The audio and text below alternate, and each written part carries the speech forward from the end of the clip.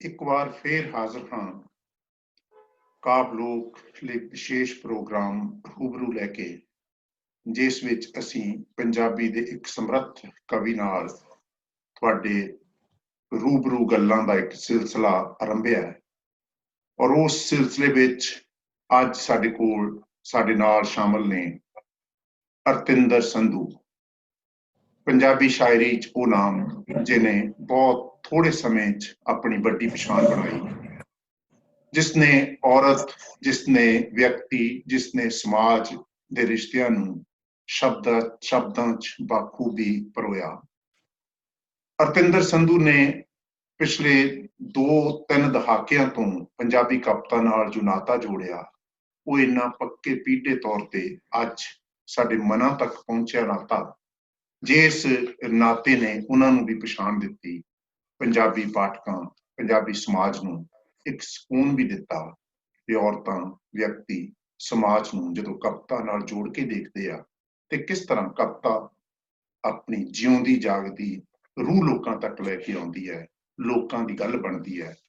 ਔਰ ਅਰਤਿੰਦਰ ਸੰਧੂ ਹੋਰਾਂ ਨਾਲ ਅੱਜ ਦੇ ਰੂਬਰੂ 'ਚ ਅਸੀਂ ਗੱਲਾਂ ਕਰਨ ਤੋਂ ਪਹਿਲਾਂ ਕੁਛ ਇਸ ਤਰ੍ਹਾਂ ਵੀ ਉਹਨਾਂ ਦੀ ਜਾਣ ਪਛਾਣ ਨੂੰ ਦੇਖਾਂਗੇ ਕਿ ਉਹਨਾਂ ਨੇ ਅਨੇਕਾਂ ਕਾਵਿ ਸੰਗ੍ਰਹਿ ਸਾਡੇ ਨਾਲ ਸਾਂਝੇ ਕੀਤੇ, ਜਿਹਦੇ 'ਚ ਸਿਜਦੇ ਜੁਗਨੂਆਂ ਨੂੰ, ਸਪੰਦਨ, ਇੱਕ ਟੋਟਾ ਵਰੇਸ, ਏਕਮ ਦੀ ਫਾਂਕ, ਕਿਣਮਿਣ ਅੱਖਰ, ਸ਼ੀਸ਼ੇ ਦੀ ਜੂਨ, ਕਿੱਥੋਂ ਆਉਂਦੀ ਹੈ ਕਵਿਤਾ, ਕਦੇ ਕਦਾਈ ਤੇ ਘਰ ਘਰ।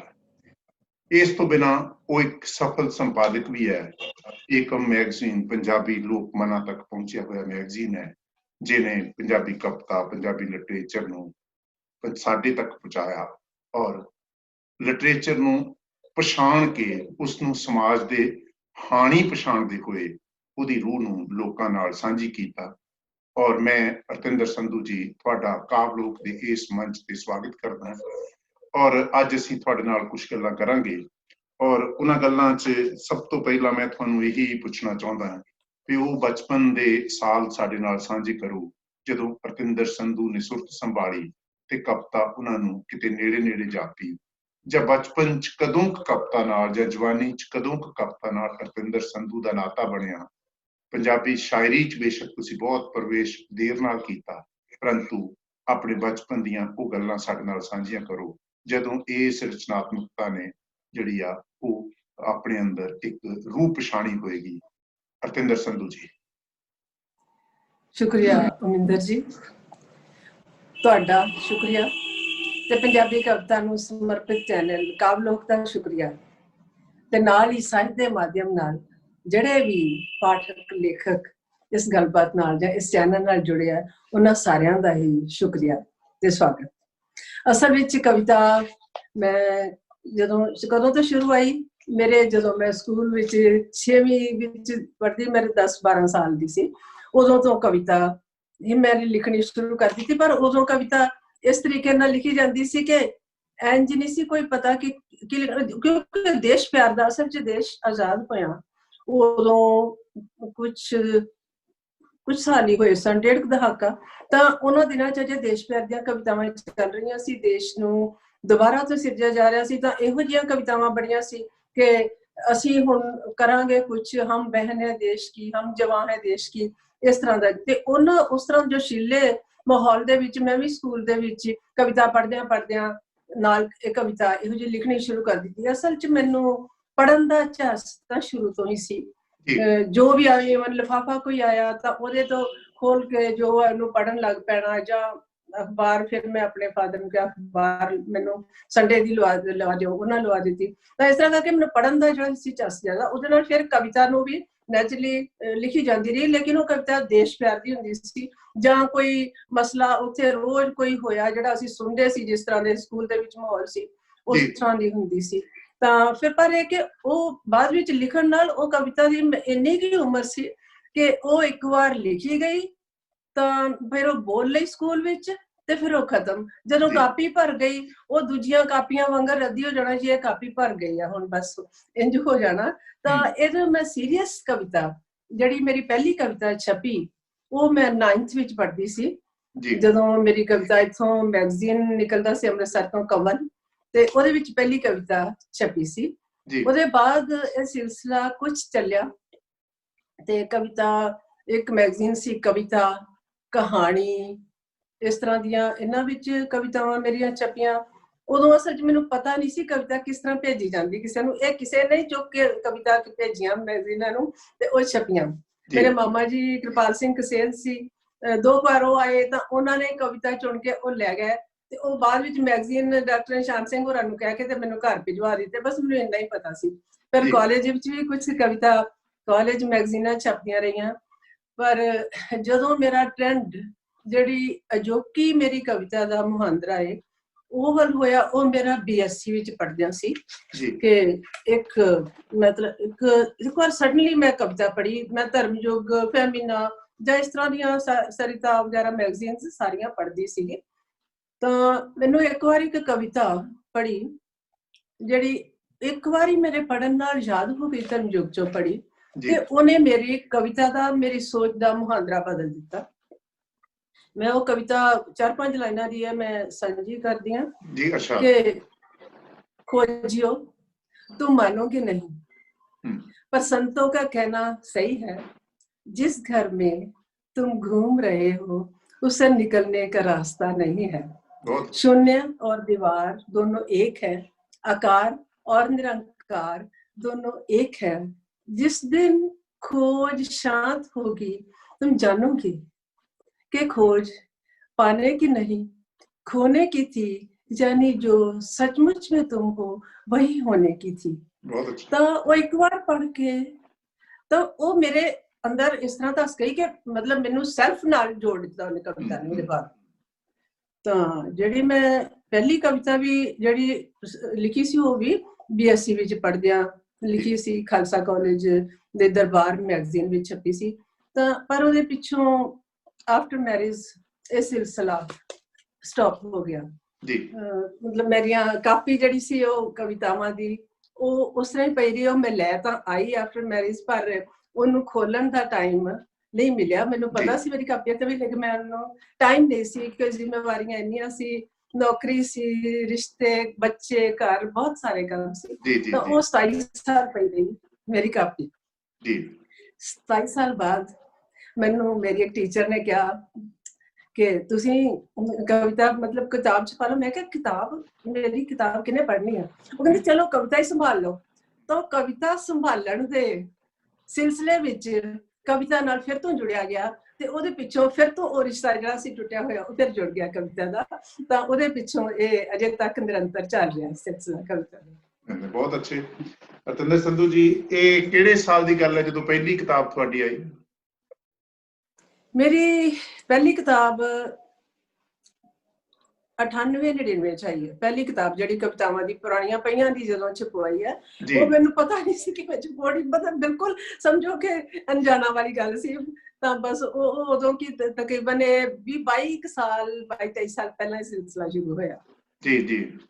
ਤੇ ਮੈਂ ਹੁਣ ਪੁੱਛਣਾ ਤੁਹਾਨੂੰ ਇਹ ਚਾਹੁੰਦਾ ਕਿ ਜਦੋਂ 27 ਸਾਲ ਦਾ ਵਕਫਾ ਵਿੱਚ ਪਿਆ, ਉਸ ਵੇਲੇ ਤੁਸੀਂ ਕਵਿਤਾ ਨਾਲ ਉਸ ਤਰ੍ਹਾਂ ਨਹੀਂ ਜੁੜੇ ਰਹੇ, ਅੰਦਰ ਤੱਕ ਕਿਤੇ ਕਵਿਤਾ ਤੁਹਾਡੇ ਰਹੀ, ਔਰ 27 ਸਾਲ ਉਹ ਤੁਹਾਡੀ ਟੀਸ ਬਣੀ, ਉਹ ਤੁਹਾਡੀ ਸਮਰੱਥਾ ਬਣੀ, ਜਾਂ ਉਹਨਾਂ 27 ਸਾਲਾਂ ਬਾਰੇ ਤੁਸੀਂ ਕਵਿਤਾਵਾਂ ਲਿਖਣੀਆਂ ਚਾਹੀਆਂ, ਜਾਂ ਇਦਾਂ ਦਾ ਕੋਈ ਉਸ 27 ਸਾਲਾਂ 'ਚ ਸਕੂਨ ਸੀ, ਰੋਸ ਸੀ, ਕੁਛ ਇਦਾਂ ਦਾ ਵੀ ਹੈ ਜਿਹੜੀ ਕਿ ਤੁਹਾਡੀ ਕਵਿਤਾ 'ਚੋਂ ਨਜ਼ਰ ਨਹੀਂ ਆਉਂਦਾ? ਤੁਹਾਡੀ ਕਵਿਤਾ ਜਿਹੜੀ ਆ ਉਹ ਬੈਲੈਂਸਡ ਕਵਿਤਾ ਵਜੋਂ ਪੰਜਾਬੀ ਕਵਿਤਾ 'ਚ ਦੇਖੀ ਜਾਂਦੀ ਹੈ, ਤੇ ਜਿਹਦੇ 'ਚੋਂ ਔਰਤ ਉਸ ਤਰ੍ਹਾਂ ਉਗੜਵੇਂ ਰੂਪ 'ਚ ਸਾਹਮਣੇ ਨਹੀਂ ਆਈ ਜਿੱਦਾਂ ਦੀ ਸਾਡੀ ਟ੍ਰੈਡੀਸ਼ਨ ਹੈ ਪੰਜਾਬੀ ਕਵਿਤਾ ਦੀ। ਤੇ ਔਰਤਾਂ ਜਿਸ ਤਰ੍ਹਾਂ ਜਿਹੜਾ ਆ ਉਹ ਆਮ ਤੌਰ ਤੇ ਲਿਖਦੀਆਂ ਆ, ਤੇ ਔਰਤ ਹੋਣਾ ਗੂੜਾ ਆ ਉੱਥੇ। ਤੁਹਾਡੀ ਕਵਿਤਾ 'ਚ ਔਰਤ ਹੋਣਾ ਓਨਾ ਗੂੜਾ ਦਿਖਾਈ ਨਹੀਂ ਦਿੰਦਾ। ਇਹਦੇ ਬਾਰੇ ਤੁਸੀਂ ਕੀ ਕਹਿਣਾ ਚਾਹੁੰਦੇ? ਅਸਲ ਵਿੱਚ ਮੈਨੂੰ ਜਿਉਂ-ਜਿਉਂ ਇਸ ਸਵਾਲ ਨੂੰ ਮੈਂ ਮਹਿਸੂਸ ਕੀਤਾ ਹੈ, ਮੈਨੂੰ ਔਰਤ ਹੋਣਾ ਅੱਛਾ ਲੱਗਾ।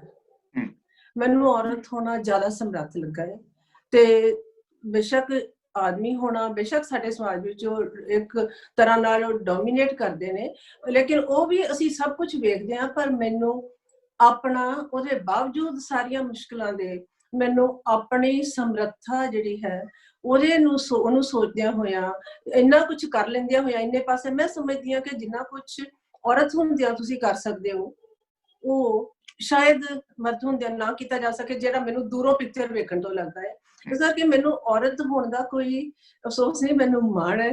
ਤਾਂ ਮੈਂ ਸਮਝਦੀ ਹਾਂ ਕਿ ਮੈਂ ਔਰਤ ਹੁੰਦਿਆਂ ਜਿੰਨੇ ਕੰਮ ਕਰ ਸਕੀ ਹਾਂ ਉਹ ਅਸੀਂ ਬੇਸ਼ੱਕ ਮੇਰੇ ਉਹ ਜਿਹੀ ਮੇਰੀ ਕਿਤਾਬ ਜਿਹੜੀ ਇੱਕ ਟੋਟਾ ਬਰੇਸ ਵਿੱਚ ਕਿਣਮਿਣ ਅੱਖਰ ਵਿੱਚ ਤੇ ਮੇਰੀਆਂ ਜਿਹੜੀਆਂ ਇੱਕ ਤੇ ਬੜੀਆਂ ਪਹਿਲੀਆਂ ਕਿਤਾਬਾਂ ਨੇ ਉਹਨਾਂ ਵਿੱਚ ਇਸ ਤਰ੍ਹਾਂ ਦੀ ਕਾਫੀ ਸਾਰੀ ਕਵਿਤਾ ਹੈ ਜਿਹਦੇ ਵਿੱਚ ਕੁਐਸਚਨ ਨੇ ਇਹੋ ਜਿਹੇ ਨਾ ਔਰਤ ਦੀ ਹੋਂਦ ਬਾਰੇ, ਮਹਾਭਾਰਤ ਦੇ ਹਵਾਲੇ ਨਾਲ ਜਾਂ ਰਾਮਾਇਣ ਦੇ ਹਵਾਲੇ ਨਾਲ, ਜਾਂ ਕਈ ਇਸ ਤਰ੍ਹਾਂ ਦੇ ਸਵਾਲ ਵੀ ਨੇ ਤੇ ਆਪਣੇ ਬਾਰੇ ਵੀ ਸਵਾਲ ਨੇ। ਲੇਕਿਨ ਹੌਲੀ ਹੌਲੀ ਜਦੋਂ ਤੁਸੀਂ ਆਲੇ ਦੁਆਲੇ ਨਾਲ ਜ਼ਿਆਦਾ ਜੁੜਦੇ ਹੋ ਤਾਂ ਆਪਣੇ ਚੋਂ ਬਾਹਰ ਨਿਕਲ ਕੇ ਜ਼ਿਆਦਾ ਦੇਖਣ ਲੱਗਦੇ ਹਾਂ ਤਾਂ ਉਹ ਚੀਜ਼ਾਂ ਬਹੁਤ ਸਾਰੀਆਂ ਮਹੱਤਵਪੂਰਨ ਚੀਜ਼ਾਂ, ਵਰਤਾਰੇ ਜਿਹੜੇ ਨੇ ਉਹ ਸਾਡੇ ਕਵਿਤਾ ਦੇ ਵਿੱਚ, ਸਾਡੀ ਸੋਚ ਵਿੱਚ ਸ਼ਾਮਿਲ ਹੋ ਕੇ ਤੇ ਕਵਿਤਾ ਵਿੱਚ ਆ ਜਾਂਦੇ ਨੇ। ਇਸ ਕਰਕੇ ਜਿਹੜੀਆਂ ਉਸ ਤਰ੍ਹਾਂ ਦੀ ਕਵਿਤਾ ਜਿਹੜੀ ਕਹੀਏ ਕਿ ਮੈਂ ਕਹਾਂ ਕਿ ਮਰਦਾਂ ਨੂੰ ਬੁਰੇ ਕਹਿਣ ਵਾਲੀ ਜਾਂ ਗਾਲੋ ਜਾਂ ਕੋਈ ਭੇੜੀਆ ਜਾਂ ਕੁਛ, ਉਹ ਮੈਂ ਨਹੀਂ ਕਹਿ ਸਕੀ ਕਿਉਂਕਿ ਮੈਂ ਇਸ ਤਰ੍ਹਾਂ ਨਹੀਂ ਸਮਝਦੀ। ਮੈਂ ਸਮਝਦੀ ਹਾਂ ਕਿ ਆਦਮੀ ਡੋਮੀਨੇਟ ਵੀ ਕਰਦੇ ਨੇ, ਤੰਗ ਵੀ ਕਰਦੇ, ਸਭ ਕੁਝ, ਲੇਕਿਨ ਉਹ ਹੀ ਨੇ ਜੋ ਅਸੀਂ ਉਹਨਾਂ ਨੂੰ, ਸਮਾਜ ਨੇ ਉਹਨਾਂ ਨੂੰ ਬਣਾਇਆ ਜਿਸ ਤਰ੍ਹਾਂ ਦਾ। ਇਹਦੇ ਵਿੱਚ ਸਾਡੇ ਪਾਲਣ ਦਾ, ਪਰਵਰਿਸ਼ ਦਾ, ਸੋਚ ਦਾ ਜਿਹੜਾ ਸਦੀਆਂ ਦੇ ਵਿੱਚ ਜੋ ਰਚਿਆ ਹੋਇਆ ਸੀ ਉਹਦੇ ਮੁਤਾਬਕ ਹੀ ਆਦਮੀਆਂ ਨੂੰ ਪਾਲਿਆ ਜਾਂਦਾ ਹੈ। ਤਾਂ ਜਦੋਂ ਉਹਦੇ ਨਾਲ ਕੁਦਰਤੀ ਗੱਲ ਹੈ ਵੀ ਉਹਨਾਂ ਨੇ ਫਿਰ ਉਹੀ ਕੁਝ ਕਰਨਾ ਜਿਸ ਤਰ੍ਹਾਂ ਉਹਨਾਂ ਨੂੰ ਬਣਾਇਆ ਜਾਂਦਾ ਹੈ। ਤਾਂ ਇਸ ਕਰਕੇ ਉਹ ਮੈਂ ਉਹਨਾਂ ਕਸੂਰ ਨਹੀਂ ਹੈ, ਬੇਸ਼ੱਕ ਉਹ ਠੀਕ ਹੈ, ਲੇਕਿਨ ਹੁਣ ਅਗਲੀ ਪੀੜ੍ਹੀ ਦੇ ਵਿੱਚ ਅਸੀਂ ਕਾਫੀ ਕੁਝ ਫਰਕ ਦੇਖਦੇ ਹਾਂ। ਮੈਂ ਆਪਣੇ ਬੱਚਿਆਂ ਨੂੰ ਦੇਖਦੀ ਹਾਂ ਕਿ ਜਿਨ੍ਹਾਂ ਨੂੰ ਅਸੀਂ ਪਾਲਦਿਆਂ ਜਰਾ ਇਹਨਾਂ ਗੱਲਾਂ ਨੂੰ ਸੋਚਿਆ ਕਿ ਉਹਨਾਂ ਦੇ ਵਿੱਚ ਵਿਤਕਰੇਬਾਜ਼ੀ ਨਾ ਆਵੇ ਔਰਤਾਂ ਵਾਸਤੇ, ਮੇਰਾ ਖਿਆਲ ਉਹਨਾਂ ਦੇ ਵਿਚਾਰ ਪਹਿਲੀਆਂ ਜਨਰੇਸ਼ਨਸ ਨਾਲੋਂ ਫਰਕ ਨੇ ਹੁਣ, ਤੇ ਹੌਲੀ ਹੌਲੀ ਇਹ ਫਰਕ ਪੈ ਵੀ ਰਿਹਾ ਹੈ। ਬੇਸ਼ੱਕ ਸਮਾਜ ਵਿੱਚ ਹਰ ਤਰ੍ਹਾਂ ਦੀ ਸੋਚ ਵਾਲੇ ਲੋਕ ਤੇ ਹਮੇਸ਼ਾ ਹੀ ਹੁੰਦੇ ਨੇ, ਹਮੇਸ਼ਾ ਤੋਂ ਹੁੰਦੇ ਰਹੇ ਨੇ, ਗੁਰੂ ਨਾਨਕ ਦੇਵ ਜੀ ਦੇ ਵੇਲੇ ਤੋਂ ਵੇਖੀਏ ਤਾਂ ਹੁੰਦੇ ਰਹੇ ਨੇ, ਹੁਣ ਵੀ ਨੇ, ਲੇਕਿਨ ਫਿਰ ਵੀ ਇਸ ਇੱਧਰ ਨੂੰ ਸੋਚ ਜਾਣੀ ਸ਼ੁਰੂ ਹੋਈ ਹੈ। ਮੈਂ ਕੋਈ ਇਸ ਤਰ੍ਹਾਂ ਦੀ ਕਵਿਤਾ ਮੇਰੇ ਨਾਲ ਸਾਡੇ ਨਾਲ ਸਾਂਝੀ ਕਰੋਗੇ ਜਿਹੜੀ ਤੁਹਾਨੂੰ ਲੱਗੇ ਵੀ ਹਾਂ ਇਹਦੇ ਵਿੱਚ ਇਸ ਤਰ੍ਹਾਂ ਦੀ ਇੱਕ ਸੰਤੁਲਿਤ ਪਹੁੰਚ ਤੁਸੀਂ ਅਪਣਾਈ ਹੋਈ ਹੈ? ਕੋਈ ਹੈ ਇਸ ਤਰ੍ਹਾਂ ਦੀ ਧਿਆਨ 'ਚ ਇੱਕਦਮ ਜਿਹੜੀ ਤੁਸੀਂ ਸੁਣਾ ਸਕਦੇ ਹੋ? ਕਿਹੜੀ ਗੱਲ ਬਾਰੇ, ਕਿਹੜੇ ਵਿਸ਼ੇ ਬਾਰੇ? ਔਰਤ ਜਿਹੜੀ ਆ ਇੱਕ ਸੰਪੂਰਨ ਹੈ ਆਪਣੇ ਆਪ 'ਚ, ਔਰਤ ਜਿਹੜੀ ਆ ਹੋਣਾ ਇੱਕ ਸੰਤੁਸ਼ਟੀ ਆ ਆਪਣੇ ਆਪ 'ਚ, ਇਸ ਤਰ੍ਹਾਂ ਦਾ ਸੁਰ ਜਿਹਦੇ ਵਿੱਚ ਤੁਸੀਂ ਉਗੜਵੇਂ ਰੂਪ 'ਚ ਪਛਾਣਦੇ ਆ। ਹਾਂਜੀ, ਮੇਰੇ ਇਹਦੇ ਵਿੱਚ ਜਿੱਥੋਂ ਤੱਕ ਔਰਤ ਦੇ ਬਾਰੇ ਮੇਰੀਆਂ ਅਸਲ 'ਚ ਕਾਫੀ ਸਾਰੀਆਂ ਕਵਿਤਾਵਾਂ ਨੇ, ਲੇਕਿਨ ਉਹ ਇਸ ਤਰ੍ਹਾਂ ਨਹੀਂ ਹੁੰਦਾ, ਉਹਦੇ ਵਿੱਚ ਪ੍ਰੈਜ਼ੈਂਟ ਹੁੰਦਾ ਕਿ ਸਿਰਫ ਔਰਤ ਹੋਣ ਦੇ ਕਰਕੇ ਹੀ। ਉਹ ਬਹੁਤ ਸਾਰੇ ਦੂਸਰੇ ਰੂਪਾਂ ਵਿੱਚ, ਜਿਵੇਂ ਨੇਚਰ ਮੇਰੀ ਕਵਿਤਾ ਦਾ ਮੁੱਖ ਜਿਹੜਾ ਮੁੱਦਾ ਹੈ ਉਹ ਕੁਦਰਤ ਹੈ। ਜਦੋਂ ਮੈਂ ਕੁਦਰਤ ਬਾਰੇ ਗੱਲ ਕਰਦੀ ਹਾਂ ਤਾਂ ਬੇਹਿਸਾਬੇ ਬਿੰਬ, ਬੇਹਿਸਾਬੇ ਚਿੱਤਰ, ਬੇਹਿਸਾਬੇ ਰੰਗ ਆਉਂਦੇ ਰਹਿੰਦੇ ਨੇ, ਤੇ ਜੇ ਮੈਂ ਉਹਨਾਂ ਦੇ ਬਾਰੇ ਗੱਲ ਕਰਨ ਲੱਗਦੀ ਹਾਂ ਜਦੋਂ, ਤੇ ਉਹ ਮਤਲਬ ਕੁਦਰਤ ਦੇ ਥਰੂ ਹੀ ਉਹ ਸਮਰੱਥਾ ਜਿਹੜੀ ਹੈ ਮੇਰੀ, ਉਹਦੀ ਗੱਲ ਹੁੰਦੀ ਹੈ ਜਿਹੜੀ ਔਰਤ ਹੋਣ ਦੀ, ਜਿਸ ਤਰ੍ਹਾਂ ਵੀ ਅਸੀਂ ਮਹਿਸੂਸ ਕਰਦੇ ਹਾਂ ਉਹ ਮਤਲਬ ਇਸ ਤਰੀਕੇ ਨਾਲ ਹੀ ਆਉਂਦੀ ਹੈ। ਮਤਲਬ ਮੇਰੇ, ਜੇ ਮੈਂ ਕਹਾਂ ਵੀ ਮੈਂ ਉਸ ਤਰ੍ਹਾਂ ਕਹਾਂ ਵੀ ਮੈਂ ਨਾਰੇ ਮਾਰਨ ਵਾਂਗੂ ਮਾਮਾ, ਉਸ ਤਰ੍ਹਾਂ ਦੀ ਨਹੀਂ ਹੈ ਮੇਰੇ ਕੋਲ। ਠੀਕ ਹੈ, ਠੀਕ ਹੈ। ਕੋਈ ਕਵਿਤਾ ਸਾਂਝੀ ਕਰੋਗੇ ਇਸ ਮਾਮਲੇ 'ਚ? ਮੈਂ ਇਸ ਤਰ੍ਹਾਂ ਦੀ ਇੱਕ ਕਵਿਤਾ ਸਾਂਝੀ ਕਰਦੀ ਹਾਂ ਜੀ, ਕਿ ਜਿਹਦੇ ਵਿੱਚ ਮੈਂ ਸਮਝਦੀ ਹਾਂ ਕਿ ਸਮਰੱਥਾ ਹੈ।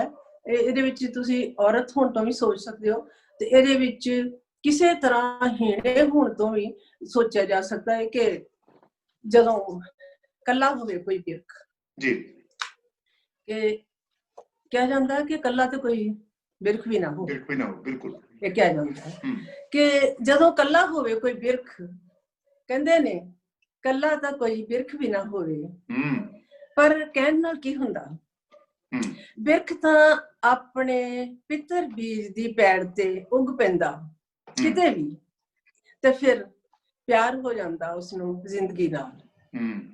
ਉਂਝ ਵੀ ਮਰਜ਼ੀ ਨਾਲ, ਮਰਜ਼ੀ ਦੀ ਥਾਂ ਪੈਦਾ ਹੋਣਾ ਕੋਈ ਵਸ ਥੋੜਾ ਹੁੰਦਾ ਕਿਸੇ ਦੇ, ਬੰਦੇ ਹੁੰਦਿਆਂ ਵੀ, ਪਰ ਬੰਦੇ ਬਿਰਖ ਨਹੀਂ ਹੁੰਦੇ, ਉਹ ਤੁਰ ਫਿਰ ਕੇ ਜਾ ਸਕਦੇ ਨੇ ਕਿਤੇ ਹੋਰ ਵੀ। ਬਹੁਤ ਅੱਛਾ। ਬਿਰਖ ਦਾ ਰਿਸ਼ਤਾ ਤਾਂ ਜਿਸ ਮਿੱਟੀ ਨਾਲ ਜੁੜ ਹੀ ਗਿਆ ਤਾਂ ਉਮਰ। ਜਦੋਂ ਕੋਈ ਬਿਰਖ ਉੱਗ ਪੈਂਦਾ ਏ ਇਹ ਕੱਲ ਵਿੱਚ, ਉਤਰ ਜਾਂਦਾ ਏ ਉਸੇ ਪਲ ਜੀਣ ਦੇ ਅਰਥਾਂ ਵਿੱਚੋਂ। ਬਹੁਤ ਅੱਛਾ, ਬਹੁਤ ਅੱਛਾ, ਸ਼ੁਕਰੀਆ। ਸਰਗੀ ਵੇਲੇ ਤੋਂ ਹੀ ਸੋਨ ਕਿਰਨਾਂ ਚੋਂ ਜ਼ਿੰਦਗੀ ਕਸ਼ੀਦ ਕਰਕੇ ਤਰੇਲ ਕਤਰਿਆਂ ਚੋਂ ਛਾਣਦਾ ਜੜਾਂ ਦੇ ਹਵਾਲੇ ਕਰਦਾ ਹੋਏਗਾ, ਤੇ ਸਿਖਰ ਦੁਪਹਿਰ ਨੂੰ ਲੱਗ ਜਾਂਦਾ ਹੋਵੇਗਾ ਧਰਤੀ ਦੇ ਸੀਨੇ ਨਾਲ ਛਾਂ ਬਣ ਕੇ ਆਪਣੀ ਹੋਂਦ ਦਾ ਅਹਿਸਾਸ ਦਿੰਦਿਆਂ।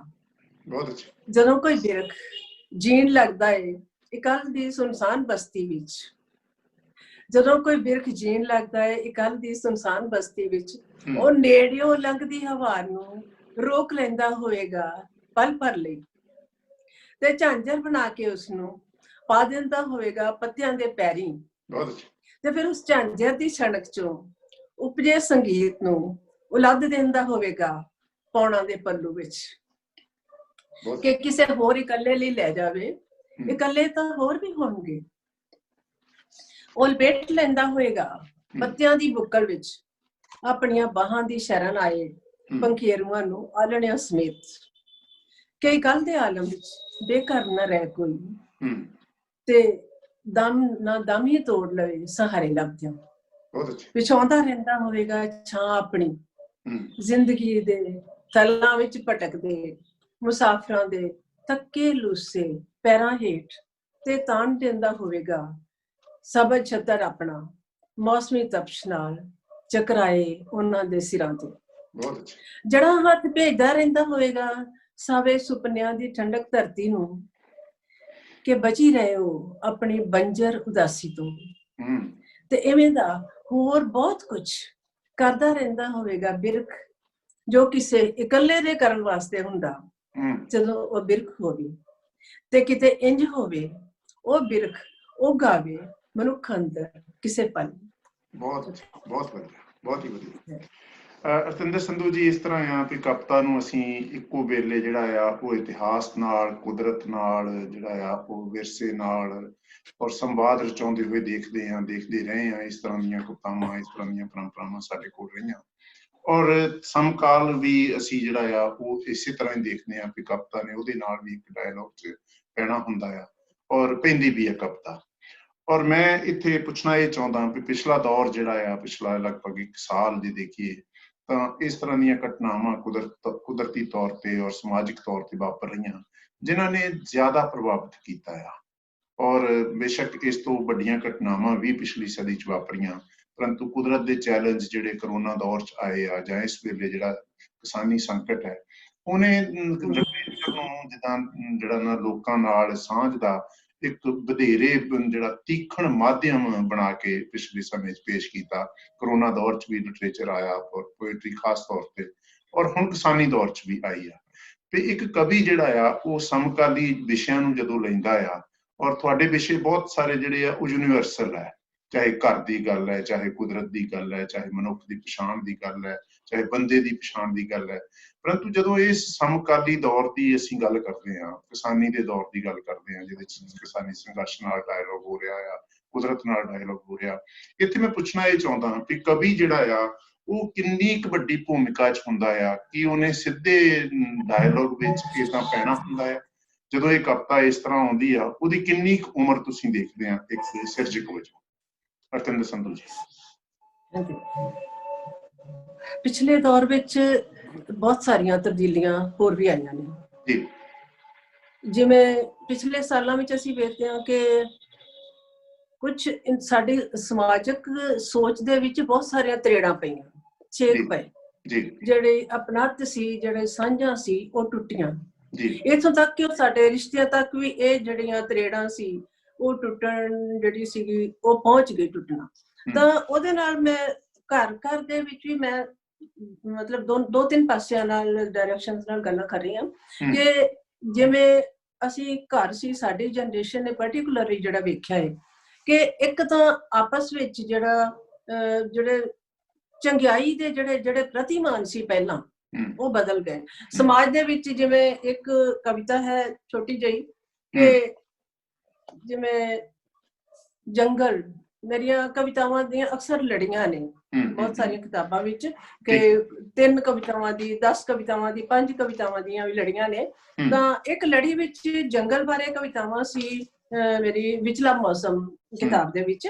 ਤਾਂ ਉਹਦੇ ਵਿੱਚ ਇੱਕ ਕਵਿਤਾ ਹੈ ਕਿ ਜੰਗਲ ਵਿੱਚ ਕੋਈ ਨਹੀਂ ਮਾਰਦਾ ਕਿਸੇ ਨੂੰ, ਜੰਗਲ ਵਿੱਚ ਕੋਈ ਨਹੀਂ ਮਾਰਦਾ ਕਿਸੇ ਨੂੰ ਕਿਸੇ ਹੋਰ ਰੰਗ ਜਾਂ ਆਕਾਰ ਦਾ ਹੋਣ ਕਰਕੇ, ਬਹੁਤ ਅੱਛਾ, ਮਾਸਖੋਰਾ ਜਾਂ ਸ਼ਾਕਾਹਾਰੀ ਹੋਣ ਕਰਕੇ, ਜਾਂ ਕਿਸੇ ਹੋਰ ਜਾਨਵਰ ਦਾ ਮਾਸ ਖਾਂਦਾ ਹੋਣ ਕਰਕੇ, ਕਿਤੇ ਬੈਠ ਕੇ ਮੋਰ ਨਾਲ ਗੱਲ ਹੀ ਕਰ ਲੈਣ ਕਰਕੇ, ਨਾ ਸ਼ੇਰ ਜਾਂ ਬਾਗ ਭੱਜਦੇ ਹਿਰਨੀਆਂ ਪਿੱਛੇ ਜਿਨਸੀ ਭੁੱਖ ਦੀ ਖਾਤਰ, ਉੱਥੇ ਤਾਂ ਮਨ ਦੇ ਸੌਦੇ ਫਲਦੇ, ਸੱਭਿਅਕ ਜੋ ਨਹੀਂ ਹੋਇਆ ਜੰਗਲ ਅਜੇ।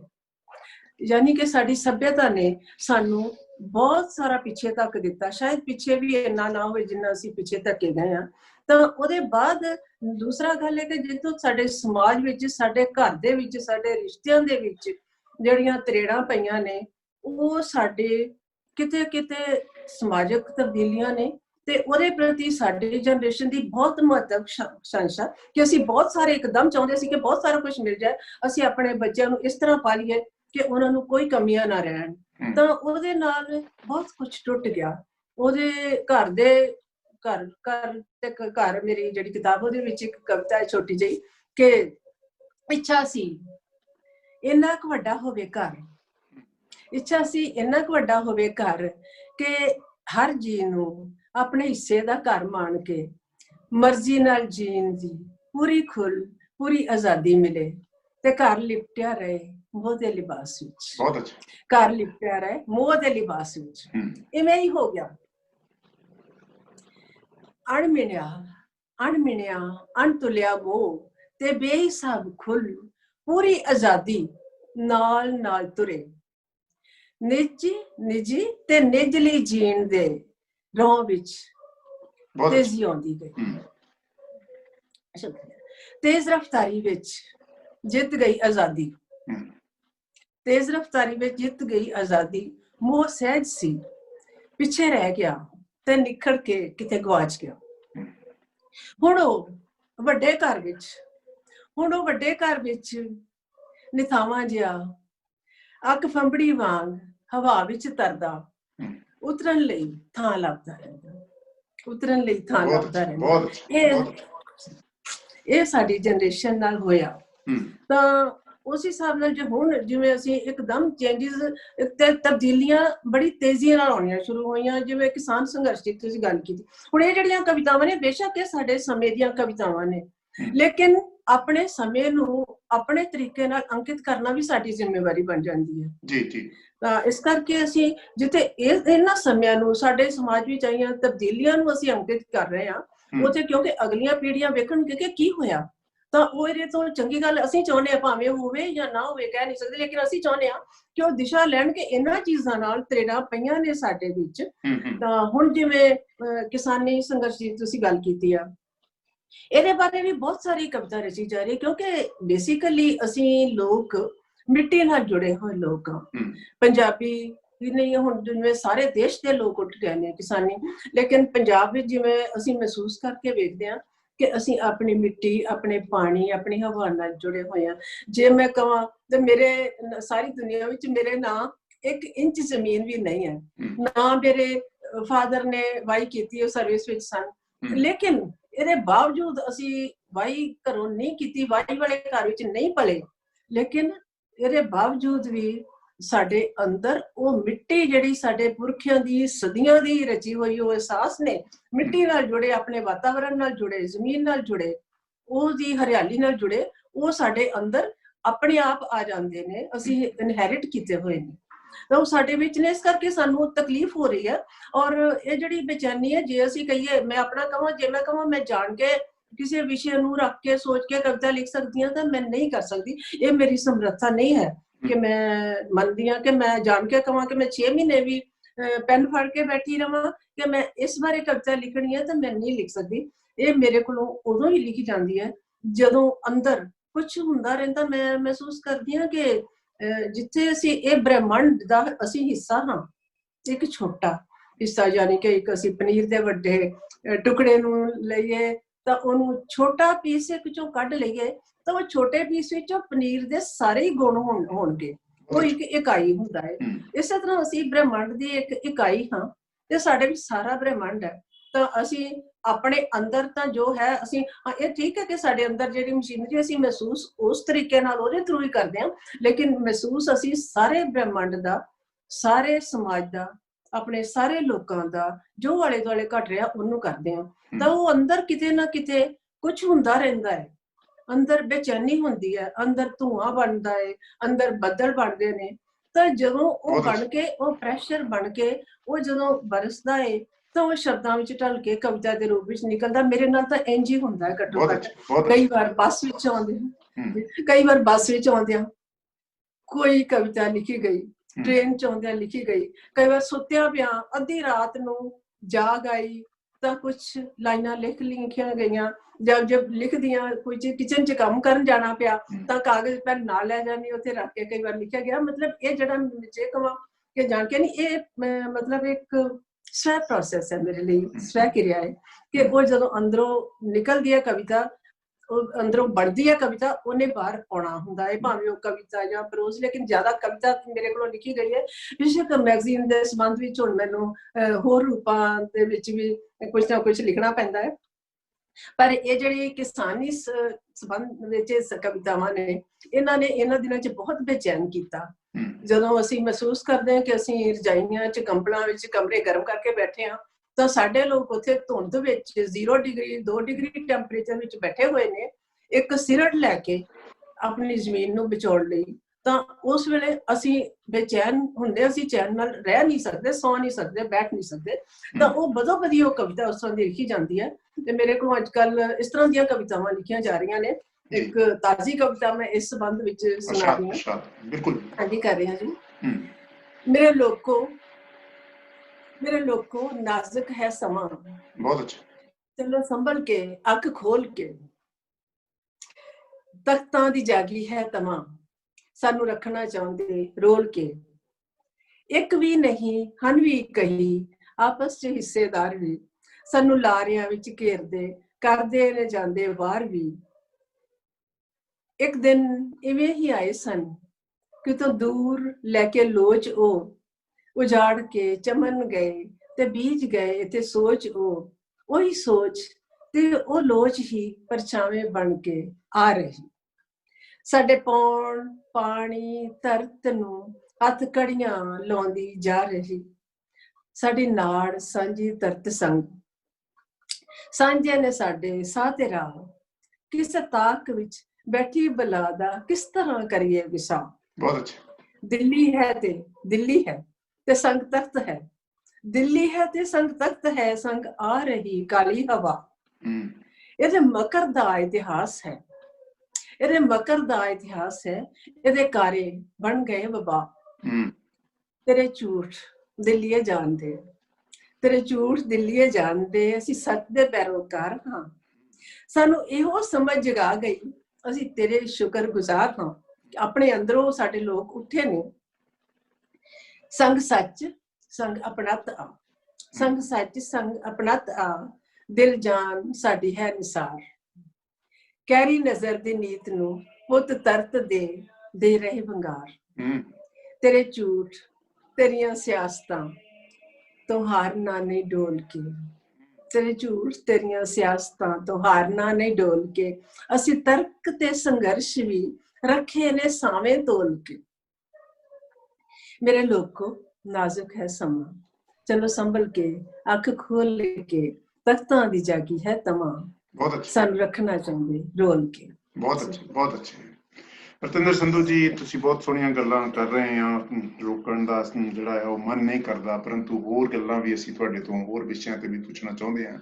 ਤੇ ਮੈਂ ਹੁਣ ਉਸ ਪਾਸੇ ਆਉਣਾ ਚਾਹੁੰਦਾ, ਜਿਨ੍ਹਾਂ ਦਿਨਾਂ 'ਚ ਤੁਸੀਂ ਏਕਮ ਦੀ ਸੰਪਾਦਨਾ ਬਾਰੇ ਸੋਚਿਆ, ਵੀ ਉਹ ਜਿਹੜਾ ਅਮਲ ਸੀ, ਉਹ ਜਿਹੜੀ ਜ਼ਿੰਮੇਵਾਰੀ ਸੀ, ਉਹਨੂੰ ਨਿਭਾਉਣ ਦੀ ਕਿੱਦਾਂ ਤੁਸੀਂ ਸੋਚੀ, ਔਰ ਇੰਨਾ ਕੰਮ ਤੁਸੀਂ ਉਸ ਖੇਤਰ 'ਚ ਵੀ ਕਰ ਰਹੇ ਆ, ਔਰ ਸੰਪਾਦਨਾ ਕਿਸ ਤਰ੍ਹਾਂ ਕ੍ਰੀਏਟਿਵਿਟੀ ਨਾਲ ਜੁੜਦੀ ਹੈ ਔਰ ਕਿਸ ਤਰ੍ਹਾਂ ਦਾ ਹੁਲਾਰਾ ਬਣਦੀ ਆ, ਉਹ ਗੱਲਾਂ ਵੀ ਸਾਡੇ ਨਾਲ ਤੁਸੀਂ ਸਾਂਝੀਆਂ ਕਰੋ ਵੀ ਉਹ ਤਜਰਬਾ ਤੁਹਾਡਾ ਕਿਵੇਂ ਰਿਹਾ। ਅਸਲ ਵਿੱਚ ਜਦੋਂ ਮੈਗਜ਼ੀਨ ਸ਼ੁਰੂ ਹੋਇਆ ਮੈਨੂੰ ਸੰਪਾਦਨਾ ਬਾਰੇ ਬਿਲਕੁਲ ਹੀ ਕੋਈ ਜਾਣਕਾਰੀ ਨਹੀਂ ਸੀ, ਜਾਂਚ ਨਹੀਂ ਸੀ ਕੋਈ ਵੀ। ਮੇਰੇ ਮਨ ਵਿੱਚ ਸਿਰਫ ਇੱਕ ਹੀ ਸੀ, ਕਿਉਂਕਿ ਮੈਂ ਜਿਸ ਤਰ੍ਹਾਂ ਦੇ ਮੈਗਜ਼ੀਨ ਪੜ੍ਹਦੀ ਰਹੀ ਸੀ, ਧਰਮਯੁੱਗ, ਸਰਿਤਾ ਵਗੈਰਾ, ਫੈਮਿਨਾ, ਮੈਂ ਅਲੱਗ-ਅਲੱਗ ਜਿਹਨਾਂ ਭਾਸ਼ਾ ਪੜ੍ਹਦੀ ਰਹੀ ਸੀ, ਸਾਰੀਆਂ ਭਾਸ਼ਾਵਾਂ ਦੇ, ਤਾਂ ਮੈਂ ਚਾਹੁੰਦੀ ਸੀ ਕਿ ਉਸ ਤਰ੍ਹਾਂ ਦਾ ਮੈਗਜ਼ੀਨ ਹੋਵੇ। ਉਹ ਵੱਖਰੀ ਗੱਲ ਹੈ ਕਿ ਅਜੇ ਮੇਰੇ ਕੋਲੋਂ ਮੈਗਜ਼ੀਨ ਉਸ ਤਰ੍ਹਾਂ ਦਾ, ਉਸ ਲੈਵਲ ਦਾ ਨਹੀਂ ਹੋ ਸਕਿਆ ਇਲਸਟ੍ਰੇਟਿਡ ਵੀਕਲੀ ਵਾਂਗ, ਜਿਵੇਂ, ਕਿਉਂਕਿ ਮੇਰੀਆਂ ਵੀ ਸੀਮਾਵਾਂ ਨੇ, ਮੇਰੇ ਹਾਲਾਤ ਦੀਆਂ ਸੀਮਾਵਾਂ ਨੇ। ਤਾਂ ਪਰ ਮੇਰੀ ਇੱਛਾ ਇਹ ਸੀ ਕਿ ਇਸ ਤਰ੍ਹਾਂ ਦਾ ਮੈਗਜ਼ੀਨ ਹੋਵੇ। ਮੈਂ ਇੱਕ ਵਾਰ ਪਰਮਿੰਦਰਜੀਤ ਨਾਲ ਗੱਲ ਕੀਤੀ ਕਿ ਮੈਂ ਇਸ ਤਰ੍ਹਾਂ ਦਾ ਮੈਗਜ਼ੀਨ ਚਾਹੁੰਦੀ ਹਾਂ ਕਿ ਜਿਹਦੇ ਵਿੱਚ ਹਰ ਵਿਦਾ ਹੋਵੇ। ਉਹਨੇ ਕਿਹਾ ਕਿ ਸਾਰੇ ਹੀ ਹਰ ਵਿਦਾ ਵਿੱਚ ਕੰਮ ਕਰ ਰਹੇ ਆ, ਮੈਗਜ਼ੀਨ ਕੋਈ ਖਾਸ ਗੱਲ ਨਹੀਂ, ਤਾਂ ਤੂੰ ਮੈਗਜ਼ੀਨ ਕੱਢ ਕੇ ਕੀ ਕਰਨਾ, ਤੂੰ ਇੱਕ ਪੰਨਾ ਇੱਥੋਂ ਲੈ ਲਿਆ ਕਰ। ਮੈਂ ਹੋਰ 2 ਮੈਗਜ਼ੀਨਸ ਵਾਲਿਆਂ ਨਾਲ ਗੱਲ ਕੀਤੀ, ਉਹਨਾਂ ਨੇ ਮੈਨੂੰ ਉਹ ਕਿਹਾ ਤੂੰ ਸਾਡੇ ਕੋਲੋਂ ਇੱਕ ਪੰਨਾ ਲੈ ਲਿਆ ਕਰ, ਪਰ ਤੂੰ ਆਪਣੀ ਮਰਜ਼ੀ ਕਰ ਲੈ। ਮੈਂ ਕਿਹਾ ਮੈਂ ਮਨ ਮਰਜ਼ੀ ਕਰਨਾ ਚਾਹੁੰਦੀ ਹਾਂ, ਤੂੰ ਹੁਣ ਨਾ ਨਹੀਂ ਲੈਣਾ ਮੈਗਜ਼ੀਨਾਂ ਦਾ। ਮੈਨੂੰ ਕਹਿੰਦੇ ਤੂੰ ਸਾਡੀ ਮੈਗਜ਼ੀਨ 'ਚ ਮਨ ਮਰਜ਼ੀ ਕਰ ਲਾ, ਪਰ ਮੈਨੂੰ ਪਤਾ ਸੀ ਕਿ ਕੋਈ ਆਪਣੀ ਮੈਗਜ਼ੀਨ 'ਚ ਮੈਨੂੰ ਮਨ ਮਰਜ਼ੀ ਕਿਵੇਂ ਕਰਨ ਦੇ ਸਕਦਾ ਹੈ। ਸੋ ਮੈਂ ਇਸ ਆਪਣਾ ਮੈਗਜ਼ੀਨ ਹੀ ਸ਼ੁਰੂ ਕਰਨ ਵਾਸਤੇ ਸੋਚਿਆ। ਤਾਂ ਹੁਣ ਇਸ ਗੱਲ ਨੂੰ, ਇਹ ਜਨਵਰੀ ਅੰਕ ਤਿਆਰ ਹੋ ਰਿਹਾ, ਇਹਦੇ ਨਾਲ 9 ਸਾਲ ਹੋ ਜਾਣਗੇ। ਉਸ ਵੇਲੇ ਮੈਨੂੰ ਜੇ ਕਿਸੇ ਨੂੰ ਮੇਰੇ ਤੇ ਵਿਸ਼ਵਾਸ ਵੀ ਨਹੀਂ ਸੀ ਕਿ ਇਹ ਕੋਈ ਮੈਗਜ਼ੀਨ ਕੱਢ ਸਕਦੀ ਹੈ ਜਾਂ ਇਹ ਕੁਝ ਇਹੋ ਜਿਹਾ ਕੰਮ ਕਰ ਸਕਦੀ। ਚੰਗੀਆਂ ਰਚਨਾਵਾਂ ਲਈ ਮੈਨੂੰ ਬਹੁਤ ਸਾਰੀਆਂ ਕੋਸ਼ਿਸ਼ਾਂ ਕਰਨੀਆਂ ਪਈਆਂ ਕਿ ਵਧੀਆ ਰਚਨਾ ਮਿਲੇ। ਮੈਂ ਲੇਖਕਾਂ ਨੂੰ, ਵੱਡਿਆਂ ਨੂੰ, ਸਾਰਿਆਂ ਨੂੰ ਫੋਨ ਕਰਦੀ ਰਹੀ, ਦੂਸਰਿਆਂ ਨੂੰ ਵੀ ਫੋਨ ਕਰਨਾ। ਤਾਂ ਉਹਦੇ ਨਾਲ ਪਹਿਲਾਂ ਤਾਂ ਅਸੀਂ, ਮੈਂ ਚਾਹੁੰਦੀ ਸੀ ਕਿ ਕੁਝ ਮੇਰੇ ਨਾਲ ਕ੍ਰੀਏਟਿਵ ਲੋਕ ਕੁਝ ਜੁੜਨ, ਪਰ ਉਦੋਂ ਤਾਂ ਮੈਨੂੰ ਪਰੇਸ਼ਾਨੀ ਸੀ ਕਿ ਕੋਈ ਕ੍ਰੀਏਟਿਵ ਲੋਕ ਨਹੀਂ ਜੁੜ ਰਹੇ। ਪਰ ਹੁਣ ਮੈਂ ਸਮਝਦੀ ਹਾਂ ਕਿ ਸ਼ਾਇਦ ਉਹ ਚੰਗਾ ਹੀ ਸੀ ਕਿ ਕੋਈ ਹੋਰ ਲੋਕ ਜੁੜੇ ਹੁੰਦੇ, ਤਾਂ ਮੈਂ ਆਪਣੀ ਮਨਮਰਜ਼ੀ ਨਾਲ ਇਹ ਜੋ ਕਰ ਰਹੀ ਹਾਂ ਉਹ ਕਰ ਨਾ ਸਕਦੀ। ਉਹਦੇ ਨਾਲ ਇਸ ਕਰਕੇ ਬੇਸ਼ੱਕ ਮੈਨੂੰ ਪਰੇਸ਼ਾਨੀਆਂ ਬਹੁਤ ਆਈਆਂ, ਫਾਈਨੈਂਸ਼ੀਅਲ ਵੀ ਆਈਆਂ, ਦੂਸਰੀਆਂ ਵੀ ਆਈਆਂ, ਪਰ ਇੱਕ ਕੁਝ ਸਮੇਂ ਬਾਅਦ ਹੌਲੀ ਹੌਲੀ ਜਿਹੜੇ ਲੇਖਕ, ਸਾਰੇ ਹੀ ਵੱਡੇ ਲੇਖਕ ਵੀ ਮੈਂ ਕਹੂੰਗੀ, ਸਤਿਕਾਰਯੋਗ, ਸਾਰੇ ਹੀ ਇਸ ਮੈਗਜ਼ੀਨ ਨੂੰ ਐਕਨੋਲੇਜ ਕਰਨ ਲੱਗ ਪਏ, ਤਾਂ ਇਹਨੂੰ ਆਪਣੀਆਂ ਰਚਨਾਵਾਂ ਨਾਲ ਭੇਜਣ ਲੱਗ ਪਏ। ਹੁਣ ਸਨਮਾਨ ਨਾਲ ਰਚਨਾਵਾਂ ਭੇਜਦੇ ਨੇ ਤੇ ਮੈਂ ਉਸੇ ਸਨਮਾਨ ਨਾਲ ਛਾਪਦੀ ਹਾਂ ਨਾਲ। ਪਰ ਮੈਂ ਇਹ ਸੋਚਦੀ ਹਾਂ ਕਿ ਸਿਰਫ ਵੱਡੇ ਲੇਖਕਾਂ ਨੂੰ ਹੀ ਨਹੀਂ ਛਾਪਣਾ, ਮੇਰੀ ਡਿਊਟੀ ਬਣਦੀ ਹੈ ਕਿ ਮੈਂ ਨਵੇਂ ਲੇਖਕਾਂ ਨੂੰ ਵੀ ਪ੍ਰਮੋਟ ਕਰਾਂ, ਆਪਣੇ ਸਮਕਾਲੀਆਂ, ਆਪਣੇ ਬਰਾਬਰਦਿਆਂ ਨੂੰ, ਸਾਰਿਆਂ ਨੂੰ। ਉਸ ਕਰਕੇ ਮੈਂ ਕਾਲਮ ਮੇਰੇ ਵਿੱਚ ਬਣਾਏ ਹੋਏ ਨੇ ਕਿ ਸਜਰਾ ਕਾਵ ਹੈ, ਜਿਹਦੇ ਵਿੱਚ ਨਵੇਂ, ਜਿਹੜੇ ਬਿਲਕੁਲ ਨਵੇਂ ਲੇਖਕ ਜਿਨ੍ਹਾਂ ਦੀਆਂ ਕਿਤਾਬਾਂ ਨਹੀਂ ਕੋਈ ਆਈਆਂ, ਉਹਨਾਂ ਨੂੰ ਛਾਪਿਆ ਜਾਂਦਾ ਹੈ। ਤਾਂ ਨਵੀਆਂ ਦੇ ਲੇਖਕਾਂ ਦੀਆਂ ਕਹਾਣੀਆਂ ਜਾਂ ਵਾਰਤਕ ਜੋ ਵੀ ਆਵੇ, ਉਹਨੂੰ ਕਿਸੇ ਤਰੀਕੇ ਨਾਲ ਕਾਲਮ ਵਾਈਜ਼ ਦੇਣ ਦੀ ਕੋਸ਼ਿਸ਼ ਕਰਦੀ ਹਾਂ। ਤਾਂ ਫਿਰ ਮੈਨੂੰ ਮਹਿਸੂਸ ਹੋਇਆ ਕਿ ਜਿਵੇਂ ਮੈਂ ਦੁਬਾਰਾ ਲੇਟ ਇਸ ਖੇਤਰ 'ਚ ਆਈ ਹਾਂ, ਹੋਰ ਲੋਕ ਵੀ ਹੁੰਦੇ ਨੇ ਜਿਨ੍ਹਾਂ ਨੇ, ਜਿਹੜੇ ਦੇਰ ਨਾਲ, ਜਿਨ੍ਹਾਂ ਦੇ ਕੋਲ ਕਵਿਤਾ ਜਾਂ ਕਹਾਣੀ ਜਾਂ ਕੋਈ ਇਸ ਤਰ੍ਹਾਂ ਦੇ ਸਾਹਿਤ ਦਾ ਕੋਈ ਰੂਪ ਆਇਆ ਹੈ, ਜਿਨ੍ਹਾਂ ਦੇ ਕਲਮ ਰਾਹੀਂ ਪਤਾ ਹੋ ਰਿਹਾ ਹੈ, ਤਾਂ ਉਹਨਾਂ ਦੇ ਵਿੱਚ ਤਜਰਬਾ ਤਾਂ ਉਹਨਾਂ ਕੋਲ ਬਹੁਤ ਹੁੰਦਾ ਹੈ, ਪਰ ਉਹ ਪੁਖਤਗੀ ਨਹੀਂ ਹੁੰਦੀ ਜਿਹਦੀ ਅਕਸਰ ਪੜ੍ਹਨ ਵਾਲੇ ਮਤਲਬ ਲੱਭਦੇ ਨੇ, ਜਿਹੜੀ ਜਾਂ ਖੋਜ ਕਰਦੇ ਆ। ਤਾਂ ਮੈਂ ਉਹਦੇ ਵਾਸਤੇ ਇੱਕ ਕਾਲਮ ਰੱਖਿਆ, ਬਾਅਦ ਦੁਪਹਿਰ ਜੀ, ਕਿ ਜਿਹੜੇ 40-45 ਸਾਲ ਦੇ ਜਾਂ ਇਸ ਤੋਂ ਵੱਡੇ, ਜਿਹੜੇ ਪਹਿਲੇ ਹੀ ਜਿਨ੍ਹਾਂ ਦੀ ਰਚਨਾ ਕੋਈ ਆਉਂਦੀ, ਉਹਨਾਂ ਨੂੰ ਕਵਿਤਾ, ਕਹਾਣੀ ਜੋ ਵੀ, ਉਹਨਾਂ ਨੂੰ ਮੈਂ ਉਸ ਕਾਲਮ ਵਿੱਚ ਛਾਪਦੀ ਹਾਂ, ਸਪੇਸ ਦੇਣੀ। ਇਸ ਤੋਂ ਇਲਾਵਾ ਇੱਕ ਸ਼ਾਇਰ ਨੂੰ, ਤੁਹਾਨੂੰ ਤੁਸੀਂ ਤਾਂ ਦੇਖਿਆ ਸਪੈਸ਼ਲ ਛਾਪਿਆ ਜਾਂਦਾ ਵਿਸ਼ੇਸ਼ ਤੌਰ ਤੇ, ਜੇ ਕਹਾਣੀ ਅੱਛੀ ਜਿਸ ਤਰ੍ਹਾਂ ਮਿਲ ਜਾਵੇ, ਉਦੋਂ ਕਥਾਕਾਰ ਵਿਸ਼ੇਸ਼ ਵੀ ਛਾਪਿਆ ਜਾਂਦਾ, ਉਹਦੇ ਬਾਰੇ ਉਹਨਾਂ ਦਾ ਸਵੈ ਕਥਨ ਨਾਲ, ਉਹਨਾਂ ਦੇ ਬਾਰੇ ਵਿਊਜ਼ ਤੇ ਉਹਨਾਂ ਦੀ ਰਚਨਾ ਛਾਪ ਕੇ ਉਹਨਾਂ ਨੂੰ ਸਨਮਾਨ ਦਿੱਤਾ ਜਾਂਦਾ ਹੈ। ਬਾਕੀ ਮੈਂ ਨਾਲੇ ਮਹਿਸੂਸ ਕਰਦੀ ਸੀ ਕਿ ਬਹੁਤ ਸਾਰੀਆਂ ਕਿਤਾਬਾਂ ਜਿਹੜੀਆਂ ਨੇ ਉਹ ਬਿਨਾਂ ਪਹਿਚਾਣ ਤੋਂ ਪਾਠਕਾਂ ਦੇ ਕੋਲ ਉਹਨਾਂ ਦੀ ਜਾਣਕਾਰੀ ਨਹੀਂ ਪਹੁੰਚਦੀ, ਇਸ ਲਈ ਰਿਵਿਊਜ਼ ਵੀ ਨਾਲ, ਜਿਹੜੇ ਤਕਰੀਬਨ ਤੁਸੀਂ ਵੇਖਦੇ ਹੋ ਕਿ ਕਈ ਵਾਰ 27-28 ਕਿਤਾਬਾਂ ਦੇ 30 ਇਸ ਤੋਂ ਜ਼ਿਆਦਾ ਦੇ ਵੀ ਰਿਵਿਊਜ਼ ਜਿਹੜੇ ਉਹ ਦਿੱਤੇ ਜਾਂਦੇ ਨੇ ਮੈਗਜ਼ੀਨ ਦੇ ਵਿੱਚ, ਤੇ ਉਹਨਾਂ ਦੀ ਜਾਣਕਾਰੀ ਸਾਂਝੀ ਕੀਤੀ ਜਾਂਦੀ ਪਾਠਕਾਂ ਨਾਲ। ਤੇ ਕਈ ਵਾਰ ਕਿਉਂਕਿ ਜ਼ਿਆਦਾ ਰਿਵਿਊਜ਼ ਦੇਣੇ ਹੁੰਦੇ ਨੇ, ਇਸ ਕਰਕੇ ਕਈ ਵਾਰ ਉਹਨਾਂ ਦਾ ਸਾਈਜ਼ ਤੇ ਵੱਡਾ ਛੋਟਾ ਹੋ ਸਕਦਾ, ਪਰ ਮੇਰੀ ਕੋਸ਼ਿਸ਼ ਹੁੰਦੀ ਹੈ ਕਿ ਉਹਨਾਂ ਦੀ ਜਾਣਕਾਰੀ ਪਾਠਕਾਂ ਤੱਕ ਜ਼ਰੂਰ ਪਹੁੰਚੇ। ਫਿਰ ਮੈਗਜ਼ੀਨ ਦੇ ਪਿਛਲੇ ਪਾਸੇ ਟਾਈਟਲ ਵੀ ਮੈਂ ਛਾਪਦੀ ਹਾਂ, ਵਾਰੀ-ਵਾਰੀ ਕੋਸ਼ਿਸ਼ ਕਰਦੀ ਹਾਂ ਕਿ ਜਿੰਨੀਆਂ ਕਿਤਾਬਾਂ ਆਉਂਦੀਆਂ ਨੇ ਉਹਨਾਂ ਸਾਰਿਆਂ ਦੇ ਟਾਈਟਲ ਵੀ ਵਾਰੀ-ਵਾਰੀ ਛਪ ਜਾਣ, ਤਾਂ ਪਾਠਕਾਂ ਤੱਕ ਉਹਨਾਂ ਦੀ ਜਾਣਕਾਰੀ ਪਹੁੰਚ ਸਕੇ। ਜੀ ਜੀ ਜੀ। ਇਹ ਕਵਿਤਾ ਤੁਹਾਡੀ ਨੂੰ ਇਹਦੇ ਨਾਲ ਕੋਈ ਜਿਹੜਾ ਆ ਉਹ ਹੁਲਾਰਾ ਵੀ ਮਿਲਿਆ, ਜਾਂ ਤੁਹਾਡੀ ਕਵਿਤਾ 'ਚ ਕੋਈ ਜਿਹੜੀ ਆ ਉਹ ਇਸ ਤਰ੍ਹਾਂ ਦਾ ਰੁਕਾਵਟ ਵੀ ਬਣਦੀ ਨਜ਼ਰ ਆਈ ਹੈ? ਇਦਾਂ ਦਾ ਵੀ ਕੋਈ ਮਾਹੌਲ ਬਣਿਆ? ਆਪਣੀ ਤੁਹਾਡੀ ਰਚਨਾਤਮਕਤਾ ਜਿਹੜੀ ਆ ਉਹਦਾ ਸੰਪਾਦਨਾ ਨਾਲ ਰਿਸ਼ਤਾ ਕਿੱਦਾਂ ਦਾ ਬਣਿਆ? ਸੰਪਾਦਨਾ ਨਾਲ ਰਿਸ਼ਤਾ ਤਾਂ ਇਸ ਤਰ੍ਹਾਂ ਹੀ, ਜਿਵੇਂ ਮੈਂ ਸਾਂਝਾ ਕੀਤੀ ਗੱਲ ਪਹਿਲਾਂ, ਇਸ ਤਰ੍ਹਾਂ ਬਣ ਗਿਆ। ਤਾਂ ਸੰਪਾਦਨਾ ਕਰਦਿਆਂ ਕਰਦਿਆਂ ਮੈਨੂੰ ਇਹ ਇੱਕ ਚੰਗਾ ਇਤਫਾਕ ਹੈ ਕਿ ਮੈਨੂੰ ਬਹੁਤ ਸਾਰੀਆਂ ਕਿਤਾਬਾਂ ਆਉਂਦੀਆਂ ਨੇ ਤੇ ਮੈਨੂੰ ਬਹੁਤ ਸਾਰੀਆਂ ਕਿਤਾਬਾਂ ਪੜ੍ਹਨ ਦਾ ਮੌਕਾ ਵੀ ਮਿਲ ਰਿਹਾ ਇਹਦੇ ਨਾਲ। ਮੈਨੂੰ ਕਈ ਵਾਰ, ਮੈਂ ਹਰ ਵਾਰ ਕੋਸ਼ਿਸ਼ ਕਰਦੀ ਹਾਂ ਕਿ ਮੈਂ 4-5 ਕਿਤਾਬਾਂ ਬਾਰੇ ਆਪ ਲਿਖਾਂ ਤੇ ਉਹਨਾਂ ਨੂੰ ਪੜ੍ਹਦੀ ਹਾਂ, ਲੇਕਿਨ ਜਿੰਨੀਆਂ ਵੀ ਕਿਤਾਬਾਂ ਆਉਂਦੀਆਂ ਨੇ ਮੈਂ ਇੱਕ ਵਾਰ ਉਹਨਾਂ ਨੂੰ ਥੋੜਾ ਬਹੁਤਾ ਪੜ੍ਹਦੀ ਜ਼ਰੂਰ ਹਾਂ ਤੇ ਉਹਦੇ ਨਾਲ ਮੈਨੂੰ ਬਹੁਤ ਸਾਰੀਆਂ ਕਿਤਾਬਾਂ ਪੜ੍ਹੀਆਂ ਜਾਂਦੀਆਂ ਨੇ। ਇਹ ਖੁਦ ਪੜ੍ਹਨ ਕਰਕੇ ਮੇਰਾ ਸਿਰਜਣਾ ਨਾਲੋਂ ਰਿਸ਼ਤਾ ਜਿਹੜਾ ਉਹ ਟੁੱਟਿਆ ਨਹੀਂ, ਸਗੋਂ ਉਹ ਜ਼ਿਆਦਾ ਗਹਿਰਾ ਹੁੰਦਾ ਜਾਂਦਾ ਹੈ ਜਦੋਂ ਅਲੱਗ-ਅਲੱਗ ਤਰ੍ਹਾਂ ਦੀਆਂ ਕਵਿਤਾ, ਕਹਾਣੀਆਂ, ਹਰ ਰੂਪ ਜਿਹੜਾ ਉਹ ਮੈਂ ਆਪ ਪੜ੍ਹਦੀ ਹਾਂ। ਦੂਸਰੀ ਗੱਲ, ਮੈਂ ਜਿੰਨਾ ਵੀ ਆਉਂਦਾ ਮੈਂ ਪ੍ਰੂਫ ਰੀਡਿੰਗ ਵੀ, ਕਿਉਂਕਿ ਮੈਂ ਇਕੱਲੀ ਹੀ ਇਹ ਕੰਮ ਕਰ ਰਹੀ ਹਾਂ। ਜਿਹੜੇ ਦੂਸਰੇ ਕੰਮ ਨੇ, ਬਾਹਰ ਦੇ ਕੰਮ, ਜਿਵੇਂ ਪੋਸਟ ਆਫਿਸ ਦਾ ਐਡਰੈਸ ਸੰਭਾਲਣੇ, ਉਹ ਜਿਹੇ ਮੇਰੇ ਹਸਬੈਂਡ ਹੁਣ ਕੁਝ ਸਾਲਾਂ ਤੋਂ ਸੰਭਾਲ ਰਹੇ ਨੇ। ਪਹਿਲਾਂ ਤਾਂ ਉਹ ਵੀ ਮੇਰੇ ਜ਼ਿੰਮੇ ਸੀ, ਲੇਕਿਨ ਹੁਣ ਉਹ ਕਰ ਰਹੇ ਨੇ, ਪਰ ਬਾਕੀ ਦਾ ਜਿਹੜਾ ਸਾਰਾ ਕੰਮ ਉਹ ਮੇਰੇ ਜ਼ਿੰਮੇ ਹੀ ਹੈ।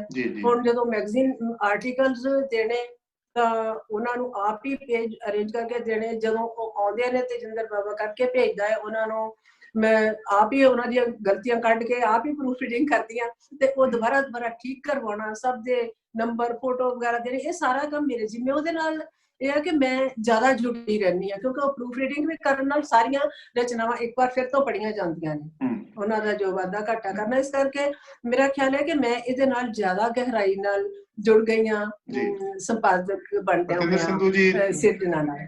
ਰਤਿੰਦਰ ਸਿੰਧੂ ਜੀ, ਇਸ ਤਰ੍ਹਾਂ ਆ ਕਿ ਇੱਕ ਸ਼ਾਇਰ ਜਾਂ ਸਾਹਿਤਕਾਰ ਜਿਹੜਾ ਆ ਉਹ ਪਾਠਕਾਂ ਤੱਕ ਪਹੁੰਚਦਾ ਆ, ਉਹ ਵੱਡੇ ਸਕੂਨ ਦੀ ਗੱਲ ਹੈ।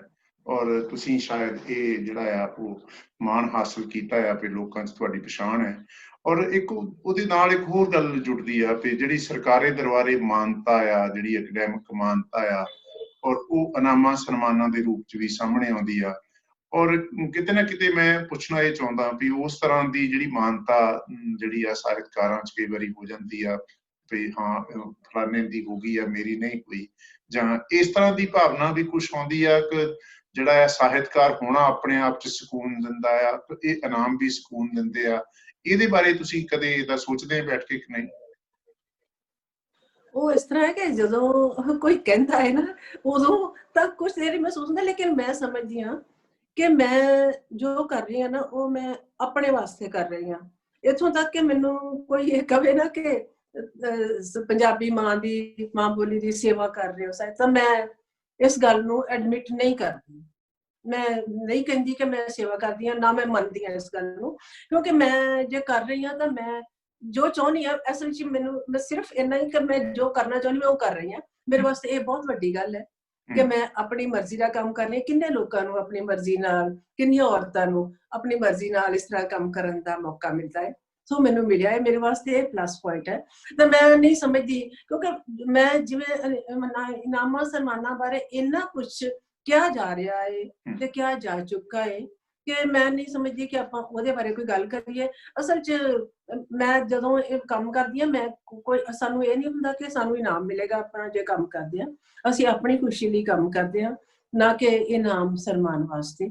ਉਹ ਜੇ ਕਿਸੇ ਨੂੰ ਕੋਈ ਮਿਲਦਾ ਹੈ ਤਾਂ ਉਹਦੀ ਉਹ ਖਾਸੀਅਤ ਹੈ, ਉਹ ਠੀਕ ਹੈ, ਐਕਨੋਲੇਜ ਹੁੰਦਾ ਹੈ। ਹਾਂ, ਇਹ ਹੈ ਕਿ ਉਹਦੇ ਨਾਲ ਤੁਹਾਡੀ ਜ਼ਿੰਮੇਵਾਰੀ ਵੱਧ ਜਾਂਦੀ ਹੈ, ਤੁਹਾਡੇ ਵੱਲ ਜ਼ਿਆਦਾ ਲੋਕਾਂ ਦੀ ਨਿਗਾਹ ਹੋ ਜਾਂਦੀ ਹੈ ਕਿ ਇਹਨਾਂ ਨੂੰ ਜੇ ਇਨਾਮ ਮਿਲਿਆ ਤਾਂ ਹੁਣ ਕੀ ਕਰ ਰਹੇ ਨੇ।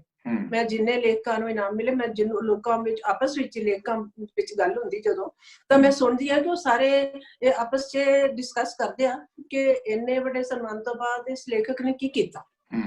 ਤਾਂ ਇਹ ਵੀ ਇੱਕ ਕੁਐਸਚਨ ਬਣ ਜਾਂਦਾ ਸੋਚਣ ਵਾਸਤੇ। ਸੋ ਮੈਂ ਸਮਝਦੀ ਹਾਂ ਕਿ ਇਨਾਮ ਸਨਮਾਨ ਉਨਾ ਜ਼ਰੂਰੀ ਨਹੀਂ ਮੇਰੇ ਵਾਸਤੇ ਜਿੰਨਾ ਮੇਰੇ ਵਾਸਤੇ ਕੰਮ ਕਰਨਾ ਹੈ, ਕਿਉਂਕਿ ਕੰਮ ਕਰਨਾ, ਸਾਹਿਤ ਨਾਲ ਜੁੜੇ ਰਹਿਣਾ ਮੇਰੀ ਜ਼ਿੰਦਗੀ ਹੈ। ਬਹੁਤ ਅੱਛਾ। ਤੇ ਮੇਰਾ ਨਿਸ਼ਾਨਾ ਵੀ ਜ਼ਿੰਦਗੀ ਦਾ।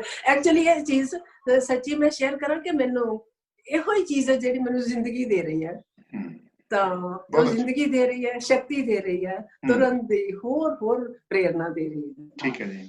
ਰਤਿੰਦਰ ਸਿੰਧੂ ਜੀ, ਇਸ ਤੋਂ ਪਹਿਲਾਂ ਕਿ ਤੁਹਾਨੂੰ ਅਸੀਂ ਹੋਰ ਕਹੀਏ ਵੀ ਆਪਣੀਆਂ ਨਵੀਆਂ ਕਵਿਤਾਵਾਂ ਸੁਣਾਓ, ਨਵੇਂ ਸ਼ਾਇਰਾਂ, ਨਵੇਂ ਸਾਹਿਤਕਾਰਾਂ ਨੂੰ ਜਿਨ੍ਹਾਂ ਦੇ ਤੁਸੀਂ ਸੰਪਾਦਕ ਵੀ ਆ, ਜਿਨ੍ਹਾਂ ਲਈ ਤੁਸੀਂ ਪ੍ਰੇਰਨਾ ਸਰੋਤ ਵੀ ਆ, ਪੰਜਾਬੀ ਸਮਾਜ ਦੇ ਜਿਹੜੇ ਹੋਰ ਲੋਕ ਇਸ ਪਾਸੇ ਆਉਣਾ ਚਾਹੁੰਦੇ ਆ, ਉਹਨਾਂ ਨੂੰ ਕੀ ਸੰਦੇਸ਼ ਦੇਣਾ ਚਾਹੁੰਦੇ ਆ? ਉਸ ਤੋਂ ਬਾਅਦ ਤੁਹਾਡੀਆਂ ਕਵਿਤਾਵਾਂ ਸੁਣਦੇ ਆ। ਨਵੇਂ ਲੋਕਾਂ ਲਈ ਕੋਈ ਗੱਲ ਜਿਹੜੀ ਕਰਨਾ ਚਾਹੁੰਦੇ ਹੋ? ਮੈਂ ਤਾਂ ਇਹੀ ਕਹੂੰਗੀ, ਬਹੁਤ ਸਾਰੇ ਲੇਖਕ ਮੇਰੇ ਨਾਲ ਗੱਲਾਂ ਵੀ ਕਰਦੇ ਆ, ਆਪਣੀਆਂ ਰਚਨਾਵਾਂ ਵੀ ਭੇਜਦੇ ਰਹਿੰਦੇ ਨੇ ਦੇਖਣ ਵਾਸਤੇ ਵੀ। ਆ ਦੇਖੋ ਜੀ, ਵੱਡੇ ਕੀ ਹਰ ਉਮਰ ਦੇ ਲੋਕ ਇਸ ਤਰ੍ਹਾਂ ਸ਼ੇਅਰ ਕਰਦੇ ਰਹਿੰਦੇ ਨੇ ਰਚਨਾਵਾਂ, ਕਿ ਜਦੋਂ ਨੈਚੁਰਲੀ ਜਿਹੜਾ ਸਾਡਾ ਮੀਟਰ ਹੁੰਦਾ ਸੀ ਉਹਦੇ ਮੁਤਾਬਕ ਹੀ ਕਿਸੇ ਨਾਲ ਗੱਲ ਕਰ ਸਕਦੇ। ਤਾਂ ਮੈਂ ਨਵਿਆਂ ਨੂੰ, ਤਾਂ ਮੈਂ ਸਾਰਿਆਂ ਨੂੰ ਇਹੋ ਕਹਿੰਦੀ ਹਾਂ, ਨਵਿਆਂ ਨੂੰ ਪੁਰਾਣਿਆਂ ਨੂੰ, ਮੇਰਾ ਇਹੋ ਹੀ ਉਹਨਾਂ ਨੂੰ ਸਲਾਹ ਹੁੰਦੀ ਹੈ ਕਿ ਬਹੁਤ ਸਾਰਾ ਪੜ੍ਹੋ। ਬਹੁਤ ਸਾਰਾ ਪੜ੍ਹਨ ਨਾਲ ਹੀ ਸਾਡੇ ਅੰਦਰ ਜੋ ਪਿਆ ਹੋਇਆ ਹੈ ਉਹ ਟੱਚ ਹੁੰਦਾ ਕਿਤੇ, ਤੇ ਉਹ ਬਾਹਰ ਆ ਸਕਦਾ ਹੈ। ਤਾਂ ਮੈਂ ਉਸੇ ਦੂਜੀ ਗੱਲ ਹੈ ਕਿ ਸਮਾਜ ਨਾਲ ਜੁੜੇ ਰਹਿਣਾ, ਜਿਹੜੇ ਸਮਾਜ ਦਾ ਅਸੀਂ ਹਿੱਸਾ, ਜਿਹੜਾ ਸਮਾਜ ਸਾਨੂੰ ਇਹ ਸਭ ਕੁਝ ਦੇ ਰਿਹਾ ਹੈ, ਉਹਦੇ ਨਾਲ ਜੁੜੇ ਰਹਿਣਾ, ਉਹਦੇ ਬਾਰੇ ਗੱਲ ਕਰਦੇ ਰਹਿਣਾ ਸਾਡੇ ਲਈ ਬੇਹੱਦ ਜ਼ਰੂਰੀ ਹੈ। ਤਾਂ ਉਹਨਾਂ ਸਾਰਿਆਂ ਨੂੰ, ਹੁਣ ਇਹ ਵੱਖਰੀ ਗੱਲ ਹੈ ਕਿ ਅਸੀਂ ਜੇ ਕਹੀਏ ਵੀ ਅਸੀਂ ਸੈਲਫ ਨੂੰ ਅਵੋਇਡ ਨਹੀਂ ਕਰ ਸਕਦੇ, ਮੈਂ ਵੀ ਨਹੀਂ ਕਰ ਸਕਦੀ। ਮੇਰੇ ਕਵਿਤਾਵਾਂ ਜਿਹੜੀਆਂ ਲਿਖੀਆਂ ਜਾਂਦੀਆਂ ਨੇ ਉਹਨਾਂ ਵਿੱਚ ਸੈਲਫ ਵੀ ਆ ਜਾਂਦਾ ਹੈ, ਪਰ ਅਸੀਂ ਉਹ ਸੈਲਫ ਨੂੰ ਜਿਹੜਾ ਅਸੀਂ ਪਰੋਣਾ ਹੈ ਨਾ ਜਿਹੜੇ ਸ਼ਬਦਾਂ ਵਿੱਚ, ਉਹ ਕਿਸੇ ਨਾ ਕਿਸੇ ਤਰ੍ਹਾਂ ਮੇਰਾ ਇਸ ਤਰ੍ਹਾਂ ਹੁੰਦਾ ਕਿ ਕੁਦਰਤ ਦੇ ਕਿਸੇ ਰੰਗਾਂ ਵਿੱਚ, ਕਿਸੇ ਤਰੀਕੇ ਨਾਲ, ਕਿਸੇ ਤਰੀਕਾ ਉਹੀ ਹੁੰਦਾ। ਮੈਂ ਸਿੱਧਾ ਨਹੀਂ ਕਹਿ ਸਕਦੀ ਕਿ ਅਸੀਂ ਮਰ ਗਏ, ਅਸੀਂ ਇਸ ਤਰ੍ਹਾਂ ਨਹੀਂ ਹੈ, ਤਾਂ ਜਾਂ ਕੁਝ ਜੋ ਚੰਗਾ ਲੱਗਦਾ। ਸੋ ਮੈਂ ਇਹੋ ਹੀ ਗੱਲਾਂ ਮੈਂ ਕਿਉਂ ਲੇਖਕ ਨਾਲ ਵੀ ਸਾਂਝੀਆਂ ਕਰਦੀ, ਕਿਉਂਕਿ ਮੇਰੇ ਇੱਕ ਪ੍ਰੋਬਲਮ ਹੈ ਕਿ ਮੈਂ ਇੱਕ ਸ਼ਬਦ ਹੁੰਦਾ ਹੈ ਕਿ ਟ੍ਰਾਂਸਪੇਰੈਂਟ, ਮੇਰੇ ਵਿੱਚ ਉਹ ਜੋ ਹੈਗਾ, ਮੇਰੇ ਟ੍ਰਾਂਸਪੇਰੈਂਸੀ ਇਸ ਹੱਦ ਤੱਕ ਹੈ ਕਿ ਮੈਂ ਨਾ ਤਾਂ ਮੈਂ ਆਪਣੇ ਆਪ ਨੂੰ ਲੁਕਾ ਸਕਦੀ ਹਾਂ ਤੇ ਨਾ ਮੈਂ ਕਿਸੇ ਕੋਲੋਂ ਲੁਕਿਆ, ਮਤਲਬ ਹੋ ਹੀ ਨਹੀਂ ਸਕਦਾ ਵੀ ਮੈਂ। ਵੱਖਰੀ ਗੱਲ ਹੈ, ਉਹਦੇ ਨਾਲ ਉਹਦਾ ਕਸੂਰ ਇਹ ਵੀ ਇਸ ਆਦਤ ਦਾ ਕਿ ਮੈਂ ਦੂਸਰਿਆਂ ਨੂੰ ਵੀ ਆਪਣੇ ਵਰਗੇ ਸਮਝ ਲੈਂਦੀ ਹਾਂ। ਪ੍ਰੋਬਲਮ ਇਹ ਹੁੰਦੀ, ਉਹਦੇ ਨਾਲ ਬਹੁਤ ਸਾਰੀਆਂ ਪ੍ਰੋਬਲਮਸ ਆਉਂਦੀਆਂ ਨੇ, ਪਰ ਉਹਦੇ ਬਾਵਜੂਦ ਮੈਂ ਜੋ ਮਹਿਸੂਸ ਕਰਦੀ ਹਾਂ ਮੈਂ ਸਾਰਿਆਂ ਨੂੰ ਉਹੀ ਕਹਿ ਦਿੰਦੀ ਹਾਂ ਕਿ ਬਹੁਤ ਸਾਰਾ ਪੜ੍ਹੋ, ਮੇਰੇ ਕੋਲੋਂ ਕਿਤਾਬਾਂ ਲੈ ਜਾਓ। ਮੈਂ ਇਹ ਵੀ ਆਫਰ ਕਰਦੀ ਹਾਂ। ਫਿਰ ਨਾਲ ਇਹ ਵੀ ਹੁੰਦਾ ਕਿ ਮੈਂ ਕਿਤਾਬਾਂ ਹਰ ਸਾਲ ਬਹੁਤ ਸਾਰੀਆਂ ਕਿਤਾਬਾਂ ਰਿਵਿਊ ਵਾਸਤੇ ਆਉਂਦੀਆਂ ਨੇ, ਉਹ ਕਿਤਾਬਾਂ ਮੈਂ ਜਦੋਂ ਇਕੱਠੀਆਂ ਹੋ ਜਾਂਦੀਆਂ 300 400 ਤੇ ਸਾਲ 'ਚ 2-3 ਵਾਰ ਮੈਂ ਕਿਸੇ ਨਾ ਕਿਸੇ ਲਾਇਬ੍ਰੇਰੀ ਨੂੰ ਬੁਲਾ ਕੇ ਉਹਨਾਂ ਨੂੰ ਹੈਂਡਓਵਰ ਕਰ ਦਿੰਦੀ ਹਾਂ ਕਿ ਪੜ੍ਹਨ ਵਾਲਿਆਂ ਦੇ ਕੋਲ ਚਲੇ ਜਾਣ। ਤਾਂ ਉਹ ਇਸ ਤਰ੍ਹਾਂ ਹੁੰਦਾ ਰਹਿੰਦਾ, ਕਿਉਂਕਿ ਇਹਦੇ ਨਾਲ ਮੈਨੂੰ ਇੰਨਾ ਪਤਾ ਲੱਗਾ ਕਿ ਬਹੁਤ ਸਾਰੇ ਪਿੰਡਾਂ ਵਿੱਚ ਲੋਕਾਂ ਨੇ ਲਾਇਬ੍ਰੇਰੀਆਂ ਖੋਲੀਆਂ ਨੇ। ਮੈਨੂੰ ਇਹੋ ਜਿਹੇ ਲੋਕਾਂ ਨਾਲ ਮਿਲ ਕੇ ਬੇਹੱਦ ਚੰਗਾ ਲੱਗਾ ਕਿ ਇਹੋ ਜਿਹੇ ਹੋਰ ਲੋਕ ਵੀ ਨੇ ਮੇਰੇ ਵਰਗੇ ਜਿਹੜੇ ਕੁਛ ਇਹੋ ਜਿਹਾ ਕਰਨਾ ਚਾਹੁੰਦੇ ਆ। ਤਾਂ ਉਹਨਾਂ ਦਾ ਮੈਨੂੰ ਜਿੱਥੇ ਤੇ ਪਤਾ ਲੱਗਦਾ ਹੈ, ਕਈ ਵਾਰ ਕੋਈ ਮੈਸੇਜ ਆਉਂਦੇ ਅੱਗੇ ਤੋਂ ਅੱਗੇ ਵੀ ਉਹ ਮੈਸੇਜ ਕਰ ਦਿੰਦੇ ਨੇ ਤੇ ਮੈਨੂੰ ਆ ਜਾਂਦੇ ਫੋਨ। ਤਾਂ ਮੈਂ ਮਤਲਬ ਉਹਨਾਂ ਨੂੰ ਕਹਿ ਦਿੰਦੀ ਕਿ ਕਿਤਾਬਾਂ ਆ ਕੇ ਲੈ ਜਾਓ, ਤੇ ਸਾਲ 'ਚ ਤਕਰੀਬਨ 2 ਜਾਂ 3 ਵਾਰ ਉਹ ਸਾਂਭਣ ਕੇ ਉਹ ਨਹੀਂ ਹੋ ਸਕਦਾ। ਇਸ ਕਰਕੇ ਮੈਂ ਚਾਹੁੰਦੀ ਹਾਂ ਕਿ ਮੇਰੀਆਂ ਕਿਤਾਬਾਂ ਜਿਸ ਤਰ੍ਹਾਂ ਮੈਨੂੰ ਆਈਆਂ ਨੇ ਸਤਿਕਾਰ ਨਾਲ, ਜਦੋਂ ਇਹਨਾਂ ਨੇ ਮੈਗਜ਼ੀਨ 'ਚ ਆਪਣਾ ਹਿੱਸਾ, ਆਪਣਾ ਰੋਲ ਪਲੇ ਕਰ ਲਿਆ, ਤਾਂ ਇਹ ਪਹੁੰਚ ਜਾਣ ਕਿਸੇ ਪੜ੍ਹਨ ਵਾਲਿਆਂ ਦੇ ਕੋਲ। ਸੋ ਮੈਂ ਇਹਨਾਂ ਹਿੱਸਾ ਨਾਲ ਕਰਦੀ ਰਹਿੰਦੀ ਹਾਂ। ਬਹੁਤ ਅੱਛੇ ਜੀ, ਬਹੁਤ ਅੱਛੇ। ਹੁਣ ਮੈਂ ਤੁਹਾਨੂੰ ਬੇਨਤੀ ਕਰਾਂਗਾ ਕਿ ਕੁਝ ਕਵਿਤਾਵਾਂ ਆਪਣੀਆਂ ਜਿਹੜੀਆਂ ਆ ਉਹ ਸਾਡੇ ਦਰਸ਼ਕਾਂ ਨਾਲ ਸਾਂਝੀਆਂ ਕਰੋ, ਔਰ ਕਾਵਿ ਲੋਕ ਦੇ ਦਰਸ਼ਕਾਂ ਨਾਲ, ਤਾਂ ਕਿ ਉਹ ਨਵੀਆਂ ਕਵਿਤਾਵਾਂ ਨਾਲ ਤੁਹਾਡੀ ਜਿਹੜੀ ਆ ਉਹ ਹੋਰ ਪਛਾਣ ਆਪਣੇ ਮਨਾਂ 'ਚ ਡੂੰਘੀ ਕਰ ਸਕਣ। ਅਰਪਿੰਦਰ ਜੀ। ਹਾਂਜੀ, 2 ਕਵਿਤਾਵਾਂ ਤਾਂ ਮੈਂ ਤੁਹਾਨੂੰ ਪਹਿਲਾਂ ਸਾਂਝੀਆਂ ਕਰ ਚੁੱਕੀ ਹਾਂ। ਹੁਣ ਮੈਂ ਹੁਣ ਮੈਂ ਥੋੜਾ ਅਲੱਗ ਸੁਭਾਅ ਵਾਲੀਆਂ ਕਵਿਤਾਵਾਂ ਕਿ ਸਾਡੇ ਸੈਲਫ ਵਿੱਚ, ਜਿਵੇਂ ਆਪਣੇ ਬਾਰੇ ਗੱਲ ਕੀਤੀ ਸੀ, ਉਹਦੇ ਵਿੱਚ ਵੀ ਜਿਸ ਤਰ੍ਹਾਂ ਦੀ ਬੇਚੈਨੀ ਹੁੰਦੀ ਹੈ ਉਹ ਕਵਿਤਾ ਸਾਂਝੀ ਕਰ ਰਹੀ ਹਾਂ ਜੀ। ਕਿ ਦਰਿਆ, ਇਹ ਕਵਿਤਾ ਮੇਰੀ ਆਪਣੇ ਤੋਂ ਆਪਣੇ ਤੱਕ ਮੇਰੀ ਕਿਤਾਬ ਵਿੱਚੋਂ ਹੈ ਕਿ ਮੇਰੇ ਅੰਦਰ ਇੱਕ ਦਰਿਆ ਵਹਿੰਦਾ, ਮੇਰੇ ਅੰਦਰ ਇੱਕ ਦਰਿਆ ਵਹਿੰਦਾ, ਮੈਨੂੰ ਆਪਣੇ ਵਿੱਚ ਘੁਲ ਜਾ ਕਹਿੰਦਾ, ਜੋੜੇ ਆਪਣਾ ਕਤਰਾ ਕਤਰਾ, ਕਦੇ ਸਾਰੀ ਹੋਂਦ ਖਿਡਾ ਬਹਿੰਦਾ, ਕਦੇ ਰੇਤ ਬਰੇਤੇ ਉੱਭਰਦੇ, ਕਦੇ ਉਛਲ ਕੇ ਕੰਡੇ ਢਾਹ ਬਹਿੰਦਾ, ਖੰਬੜੀ ਖੰਬੜੀ ਯਾਦਾਂ ਚਿਤਵੇ, ਖੰਬੜੀ ਖੰਬੜੀ ਯਾਦਾਂ ਚਿਤਵੇ, ਕਦੇ ਹਰ ਇੱਕ ਨੂੰ ਉੱਡ ਜਾ ਕਹਿੰਦਾ, ਕਦੇ ਆਪਣੀ ਗਹਿਰ 'ਚ ਗੁੰਮ ਜਾਵੇ, ਦੂਜੇ ਪਲ ਹੋ ਸ਼ੀਸ਼ਾ ਬਹਿੰਦਾ, ਕਦੇ ਲੁਕਦਾ ਆਪਣੀ ਮਿੱਟੀ ਵਿੱਚ, ਕਦੇ ਅੰਬਰ ਨਾਲ ਵੀ ਜਾ ਖਹਿੰਦਾ, ਕਦੇ ਭਰੀ ਦੁਪਹਿਰੇ ਸੁੰਨ ਹੋਵੇ, ਕਦੇ ਸੀਤ 'ਚ ਆਪਾ ਤਾ ਬਹਿੰਦਾ, ਕਦੇ ਪਰੇ ਕਰੇ ਭਰੇ ਕਲਾਵੇ ਮੰਡਲਾਂ ਨੂੰ, ਕਦੇ ਖੁਦ ਨਾਲ ਆਡਾ ਲਾ ਬਹਿੰਦਾ। ਕਤਰਾ ਕਤਰਾ ਅਥਰੂ ਟਲ ਕੇ ਫਿਰ ਆਪਣੇ ਸਾਗਰ ਜਾ ਬਹਿੰਦਾ। ਮੇਰੇ ਅੰਦਰ ਇੱਕ ਦਰਿਆ ਵਹਿੰਦਾ, ਮੈਨੂੰ ਆਪਣੇ ਵਿੱਚ ਘੁਲ ਜਾ ਕਹਿੰਦਾ। ਹੁਣ ਮੈਂ ਬਹੁਤ ਅੱਛਾ। ਕੁਛ ਕਵਿਤਾ, ਸ਼ੁਕਰੀਆ ਜੀ। ਮੈਂ ਘਰ ਦੇ ਬਾਰੇ ਵਿੱਚ, ਜਿਵੇਂ ਤੁਸੀਂ ਜ਼ਿਕਰ ਕੀਤਾ ਸੀ ਘਰ ਵਾਲੀ ਕਿਤਾਬ ਦਾ, ਅਸਲ ਵਿੱਚ ਇਹ ਘਰ ਜਿਹੜਾ ਹੈ ਉਹ ਨਿਰਾ ਘਰ ਨਹੀਂ ਹੈ। ਸਿਰਫ ਇਹ ਘਰ ਦੇ ਵਿੱਚ ਹੈ ਕਿ ਮੈਨੂੰ ਬ੍ਰਹਿਮੰਡ ਦੇ ਵਿੱਚੋਂ, ਜਿਵੇਂ ਮੈਂ ਗੱਲ ਕੀਤੀ ਸੀ, ਮੈਨੂੰ ਮਹਿਸੂਸ ਹੁੰਦਾ ਹਰ ਘੜੀ ਕਿ ਅਸੀਂ ਬ੍ਰਹਿਮੰਡ ਨਾਲ ਜੁੜੇ ਹਾਂ। ਬ੍ਰਹਿਮੰਡ ਜਿੰਨਾ ਅਸੀਂ ਬ੍ਰਹਿਮੰਡ ਵਿੱਚ, ਉਹਨਾਂ ਹੀ ਬ੍ਰਹਿਮੰਡ ਸਾਡੇ ਵਿੱਚ ਹੈ। ਤਾਂ ਉਹਦੇ ਨਾਲ ਮਤਲਬ ਸੀ ਕਿ ਇੱਕ ਮੈਨੂੰ ਲੱਗਿਆ ਕਿ ਅਸੀਂ ਘਰ ਕਿਉਂ ਜ਼ਰੂਰੀ ਹੈ। ਸਿਰਫ ਘਰ ਸਾਡੇ ਵਾਸਤੇ ਹੀ ਨਹੀਂ ਹੈ, ਹਰੇਕ ਕੀੜੇ ਮਕੌੜੇ ਜੀਵ ਨੂੰ ਘਰ ਚਾਹੀਦਾ ਇੱਕ। ਤਾਂ ਉਹ ਘਰ ਕਿੱਥੋਂ ਆਇਆ? ਮੈਨੂੰ ਮਹਿਸੂਸ ਹੋਇਆ ਕਿ ਘਰ ਤਾਂ ਜਦੋਂ ਧਰਤੀ ਆਈ ਸੀ ਸੂਰਜ ਤੋਂ ਅਲੱਗ ਹੋ ਕੇ, ਇਹਦਾ ਕਨਸੈਪਟ ਉਹ ਉਦੋਂ ਹੀ ਨਾਲ ਲੈ ਆਈ ਸੀ ਕਿ ਉਦੋਂ ਅਲੱਗ ਹੋਣਾ, ਆਪਣੇ ਪੇਰੈਂਟਸ ਤੋਂ, ਆਪਣੇ ਪੇਕੇ ਪਿੰਡ ਤੋਂ ਅਲੱਗ ਹੋਣਾ ਤੇ ਅਲੱਗ ਥਾਂ ਤੇ ਸੈਟਲ ਹੋਣਾ। ਤੇ ਫਿਰ ਉੱਥੇ ਜਦੋਂ ਖੁਦ ਘਰ ਬਣਨਾ, ਉਹਨੇ ਘਰ ਬਣਨਾ ਚਾਹਿਆ ਸਾਰਿਆਂ ਲਈ, ਜੀਵਾਂ ਜੰਤੂਆਂ ਲਈ, ਦਰਖਤਾਂ ਲਈ, ਹਰੇਕ ਲਈ। ਧਰਤੀ ਸਭ ਤੋਂ ਵੱਡਾ ਘਰ ਹੈ।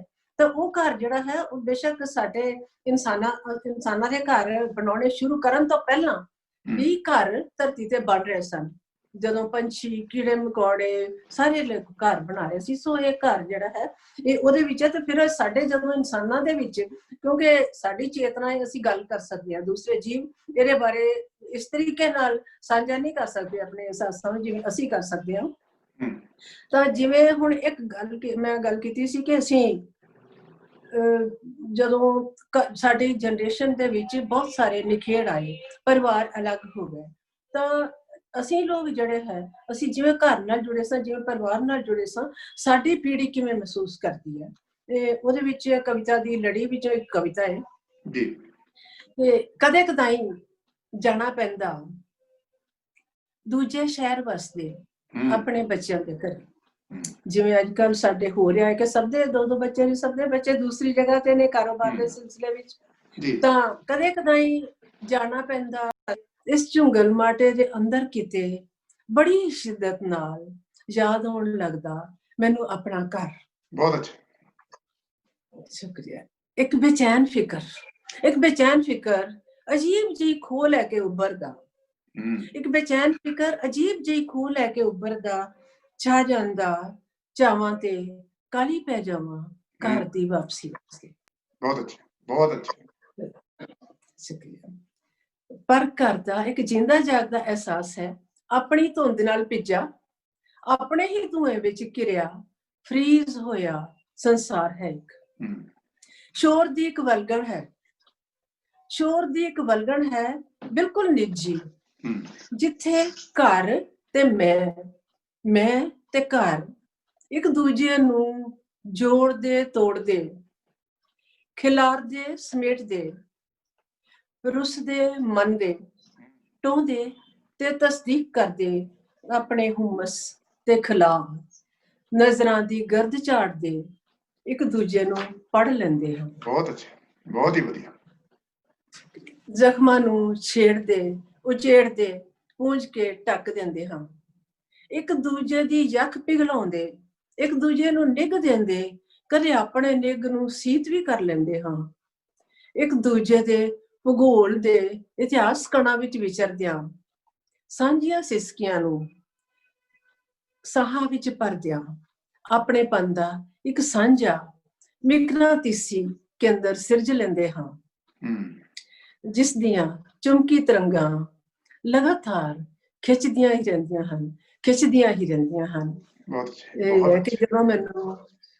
ਕਿ ਜਦੋਂ ਮੈਨੂੰ ਮਹਿਸੂਸ ਹੁੰਦਾ ਸੀ ਕਿ ਅਸੀਂ ਘਰ ਕਿਉਂ ਨਹੀਂ ਜਾ ਕੇ ਅਸੀਂ ਬੱਚਿਆਂ ਕੋਲ ਖੁਸ਼ ਰਹਿ ਸਕਦੇ, ਅਸੀਂ ਆਪਣੇ ਘਰ ਲਈ ਕਿਉਂ ਦੌੜਦੇ ਹਾਂ। ਇਹ ਮੈਨੂੰ ਉਦੋਂ ਜਦੋਂ ਮਹਿਸੂਸ ਹੁੰਦਾ ਸੀ, ਸਵਾਲ ਪੈਦਾ ਹੁੰਦੇ ਅੰਦਰ। ਤਾਂ ਇਸ ਤਰ੍ਹਾਂ ਇਹ ਕਵਿਤਾ, ਇਸ ਤਰ੍ਹਾਂ ਦੀਆਂ ਲੜੀਆਂ ਲਿਖੀਆਂ ਗਈਆਂ ਜੀ। ਇਹਦੇ ਬਾਵਜੂਦ ਕਿ ਘਰ ਤੇ ਉਦਾਸੀ ਦੇ ਵਿੱਚ, ਮੈਂ ਕੁਝ ਕਵਿਤਾ ਇਹੋ ਜਿਹੀਆਂ ਵੀ ਨੇ ਜਿਹੜੀਆਂ ਡਾਕਟਰ ਸ਼ਹਿਰਯਾਰ ਨੇ, ਇੱਕ ਕਵਿਤਾ ਸੀ ਇਸ ਘਰ ਦੀਆਂ ਲੜੀਆਂ ਦੇ ਵਿੱਚ, ਜਿਹਨੂੰ ਉਹਨਾਂ ਨੇ ਕਿਹਾ ਸੀ ਕਿ ਇਹ ਐਵਰੈਸਟ ਹੈ ਇਸ ਕਿਤਾਬ ਦੇ।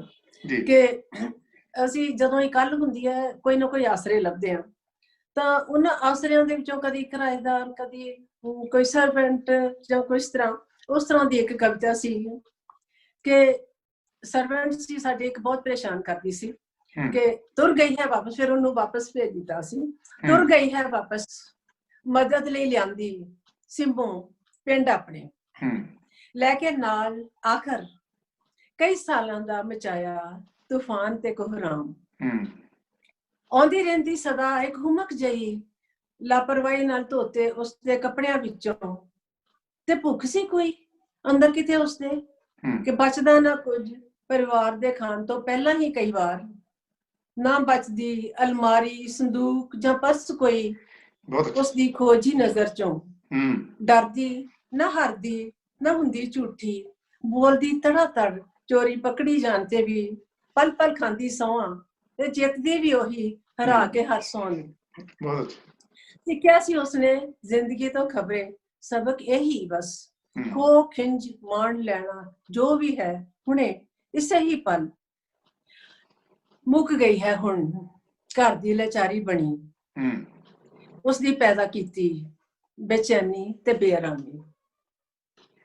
ਪਸਰੀ ਹੈ ਹੁਣ ਘਰ ਵਿੱਚ ਇੱਕ ਸੁੰਨ, ਪਸਰੀ ਹੈ ਹੁਣ ਘਰ ਵਿੱਚ ਇੱਕ ਸੁੰਨ, ਜਿਸ ਵਿੱਚ ਸਿੰਮੋ ਲਗਾਤਾਰ ਛੇਕ ਪਾਉਂਦੀ ਫਿਰਦੀ, ਦਨਦਨਾਉਂਦੀ ਤੋੜਦੀ ਤੰਦਾਂ ਬਰਫੀਲੀ ਕੱਲ ਦੀਆਂ। ਚੁੱਪ ਚਪੀਤਾ ਘਰ ਹੁਣ ਉਦਾਸ ਹੈ ਬਹੁਤ। ਬਹੁਤ ਅੱਛੇ, ਬਹੁਤ ਅੱਛੇ, ਬਹੁਤ ਅੱਛੇ। ਚਲੋ ਰਤਿੰਦਰ ਸੰਧੂ ਜੀ, ਤੁਸੀਂ ਕਾਵਿ ਲੋਕ ਦੇ ਦਰਸ਼ਕਾਂ ਨੂੰ, ਕਾਵਿ ਲੋਕ ਦੇ ਪਾਠਕਾਂ ਨੂੰ ਜਿਹੜਾ ਆ ਉਹ ਇੰਨੀਆਂ ਜਿਹੜੀਆਂ ਉਹ ਮੁੱਲਵਾਨ ਗੱਲਾਂ ਨਾਲ ਜਿਹੜਾ ਆ ਉਹ ਸਰਵਸ਼ਾਰ ਕੀਤਾ, ਔਰ ਸਾਨੂੰ ਇਸ ਗੱਲ ਦੀ ਖੁਸ਼ੀ ਆ ਕਿ ਇੱਕ ਸਮਰੱਥ ਸ਼ਾਇਰਾ ਜਿਹੜੀ ਆ ਜਿਹਨੇ ਸਮਾਜ ਨੂੰ ਨੇੜਿਓਂ ਦੇਖਿਆ, ਜਿਹਨੇ ਘਰ ਨੂੰ ਨਵੇਂ ਸਿਰੇ ਤੋਂ ਪਰਿਭਾਸ਼ਿਤ ਕਰਨ ਵੱਲ, ਸਮਾਜ ਨੂੰ ਨਵੇਂ ਸਿਰੇ ਤੋਂ ਪਰਿਭਾਸ਼ਿਤ ਕਰਨ ਵੱਲ ਆਪਣੀ ਭੂਮਿਕਾ, ਆਪਣੀ ਕਲਮ ਚਲਾਈ, ਉਹ ਸਾਡੇ ਨਾਲ ਸੀ ਅੱਜ। ਔਰ ਮੇਰੇ ਲਈ ਇਹ ਬੜੀ ਅਥਾਹ ਖੁਸ਼ੀ ਦੀ ਗੱਲ ਹੈ ਕਿ ਪਿਛਲੇ 2 ਦਹਾਕਿਆਂ ਵਿੱਚ ਏਡੀ ਵੱਡੀ ਪਛਾਣ ਬਣਾਉਣ ਵਾਲੀ ਸ਼ਾਇਰਾ, ਔਰ ਇੰਨੀਆਂ ਆਪਣੀ ਸਿਰਜਣਾ ਬਾਰੇ, ਸਮਾਜ ਬਾਰੇ ਇੰਨੀਆਂ ਸੰਵੇਦਨਸ਼ੀਲ ਜਿਹੜੀਆਂ ਉਹ ਸੋਚਾਂ ਲੈ ਕੇ ਜਿਹੜਾ ਆ ਉਹ ਸਾਡੇ ਨਾਲ ਨਾਲ ਚੱਲ ਰਹੇ ਆ, ਸਾਨੂੰ ਆਪਣੇ ਸਮਿਆਂ ਤੇ ਰਸ਼ਕ ਆਉਂਦਾ। ਔਰ ਮੈਂ ਰਤਿੰਦਰ ਕੌਰ ਜੀ ਬਹੁਤ ਬਹੁਤ ਸੰਧੂ ਜੀ ਤੁਹਾਨੂੰ ਇਸ ਗੱਲ ਦੀ ਮੁਬਾਰਕ ਵੀ ਦਿੰਦਾ, ਔਰ ਸ਼ਾਲਾ ਦੁਆ ਵੀ ਕਰਦਾ ਕਿ ਇਹ ਸਫ਼ਰ ਇਸੇ ਤਰ੍ਹਾਂ ਹੀ, ਕਲਮਾਂ ਦਾ ਸਫ਼ਰ, ਇਹ ਸ਼ਬਦਾਂ ਨਾਲ ਸਾਂਝ ਦਾ ਤੁਹਾਡਾ ਸਫ਼ਰ ਇਸੇ ਤਰ੍ਹਾਂ ਹੀ ਚੱਲਦਾ ਰਹੇ, ਔਰ ਹੋਰ ਮੁੱਲਵਾਨ ਕਿਤਾਬਾਂ ਸਾਡੇ ਤੱਕ ਪਹੁੰਚਣ। ਬਹੁਤ ਬਹੁਤ ਮਿਹਰਬਾਨੀ, ਕਾਵਿ ਲੋਕ ਦੀ ਸਾਰੀ ਟੀਮ ਵੱਲੋਂ ਮਿਹਰਬਾਨੀ। ਅੱਗੇ ਤੋਂ ਵੀ ਆਪਾਂ ਇਸੇ ਸੰਵਾਦ ਦਾ, ਇਸੇ ਰੂਬਰੂ ਦਾ ਜਿਹੜਾ ਸਿਲਸਿਲਾ ਜਾਰੀ ਰੱਖਾਂਗੇ, ਔਰ ਬਹੁਤ ਬਹੁਤ ਸ਼ੁਕਰੀਆ ਜੀ। ਸ਼ੁਕਰੀਆ ਅਮਿੰਦਰ ਜੀ, ਤੁਹਾਡਾ ਵੀ, ਕਾਵਿ ਲੋਕ ਦਾ ਵੀ। ਕਾਵਿ ਲੋਕ ਬਹੁਤ ਬਹੁਤ ਵੱਡਾ, ਬਹੁਤ ਵਿਸ਼ਾਲ ਕੰਮ ਕਰ ਰਿਹਾ ਹੈ। ਇਹਨੇ ਲੇਖਕਾਂ ਨੂੰ ਜੋੜ ਕੇ, ਪ੍ਰਮੋਟ ਕਰਕੇ, ਉਹਨਾਂ ਨਾਲ ਗੱਲਬਾਤ ਕਰਕੇ, ਉਹਨਾਂ ਦੇ ਵਿਚਾਰਾਂ ਨੂੰ ਪਾਠਕਾਂ ਤੱਕ ਪਹੁੰਚਾ ਕੇ, ਤੇ ਨਾਲ ਨਾਲ ਜਿਸ ਤਰ੍ਹਾਂ ਮੈਨੂੰ ਪਤਾ ਕਿ ਮੈਂ ਕਰ ਰਹੀ ਹਾਂ ਮਿਹਨਤ, ਤੁਸੀਂ ਤਾਂ ਕਈ ਦਿਸ਼ਾਵਾਂ ਵਿੱਚ ਮਿਹਨਤ ਕਰ ਰਹੇ ਹੋ ਸਾਰੇ ਰਲ ਕੇ, ਤੁਹਾਨੂੰ ਵੀ ਬਹੁਤ ਸਾਰੀਆਂ ਸ਼ੁਭ ਇੱਛਾਵਾਂ ਤੇ ਮੁਬਾਰਕਾਂ ਨਾਲ ਮੈਂ ਚਾਹੂੰਗੀ ਕਿ ਤੁਸੀਂ ਇੰਨਾ ਵੱਡਾ ਕੰਮ ਕਰ ਰਹੇ ਹੋ, ਸਮਾਜ ਵਾਸਤੇ, ਸਾਹਿਤ ਵਾਸਤੇ, ਕਵਿਤਾ ਵਾਸਤੇ ਕੰਮ ਕਰ ਰਹੇ ਹੋ। ਤੁਹਾਨੂੰ ਵੀ ਬਹੁਤ ਸਾਰੀਆਂ ਸ਼ੁਭ ਇੱਛਾਵਾਂ, ਤੇ ਇਸੇ ਤਰ੍ਹਾਂ ਹੀ ਇਹ ਸਫ਼ਰ ਬਣਿਆ ਰਹੇ, ਇਸੇ ਤਰ੍ਹਾਂ ਹੀ ਸ਼ਕਤੀਆਂ ਬਣੀਆਂ ਰਹਿਣ, ਤੇ ਇਸੇ ਤਰ੍ਹਾਂ ਹੀ ਅਹਿਸਾਸ ਬਣੇ ਰਹਿਣ, ਤੇ ਕੰਮ ਕਰਦੇ ਰਹੋ। ਤੁਹਾਡਾ ਵੀ ਬਹੁਤ ਬਹੁਤ ਸ਼ੁਕਰੀਆ। ਬਹੁਤ ਬਹੁਤ ਮਿਹਰਬਾਨੀ। Thank you, thank you.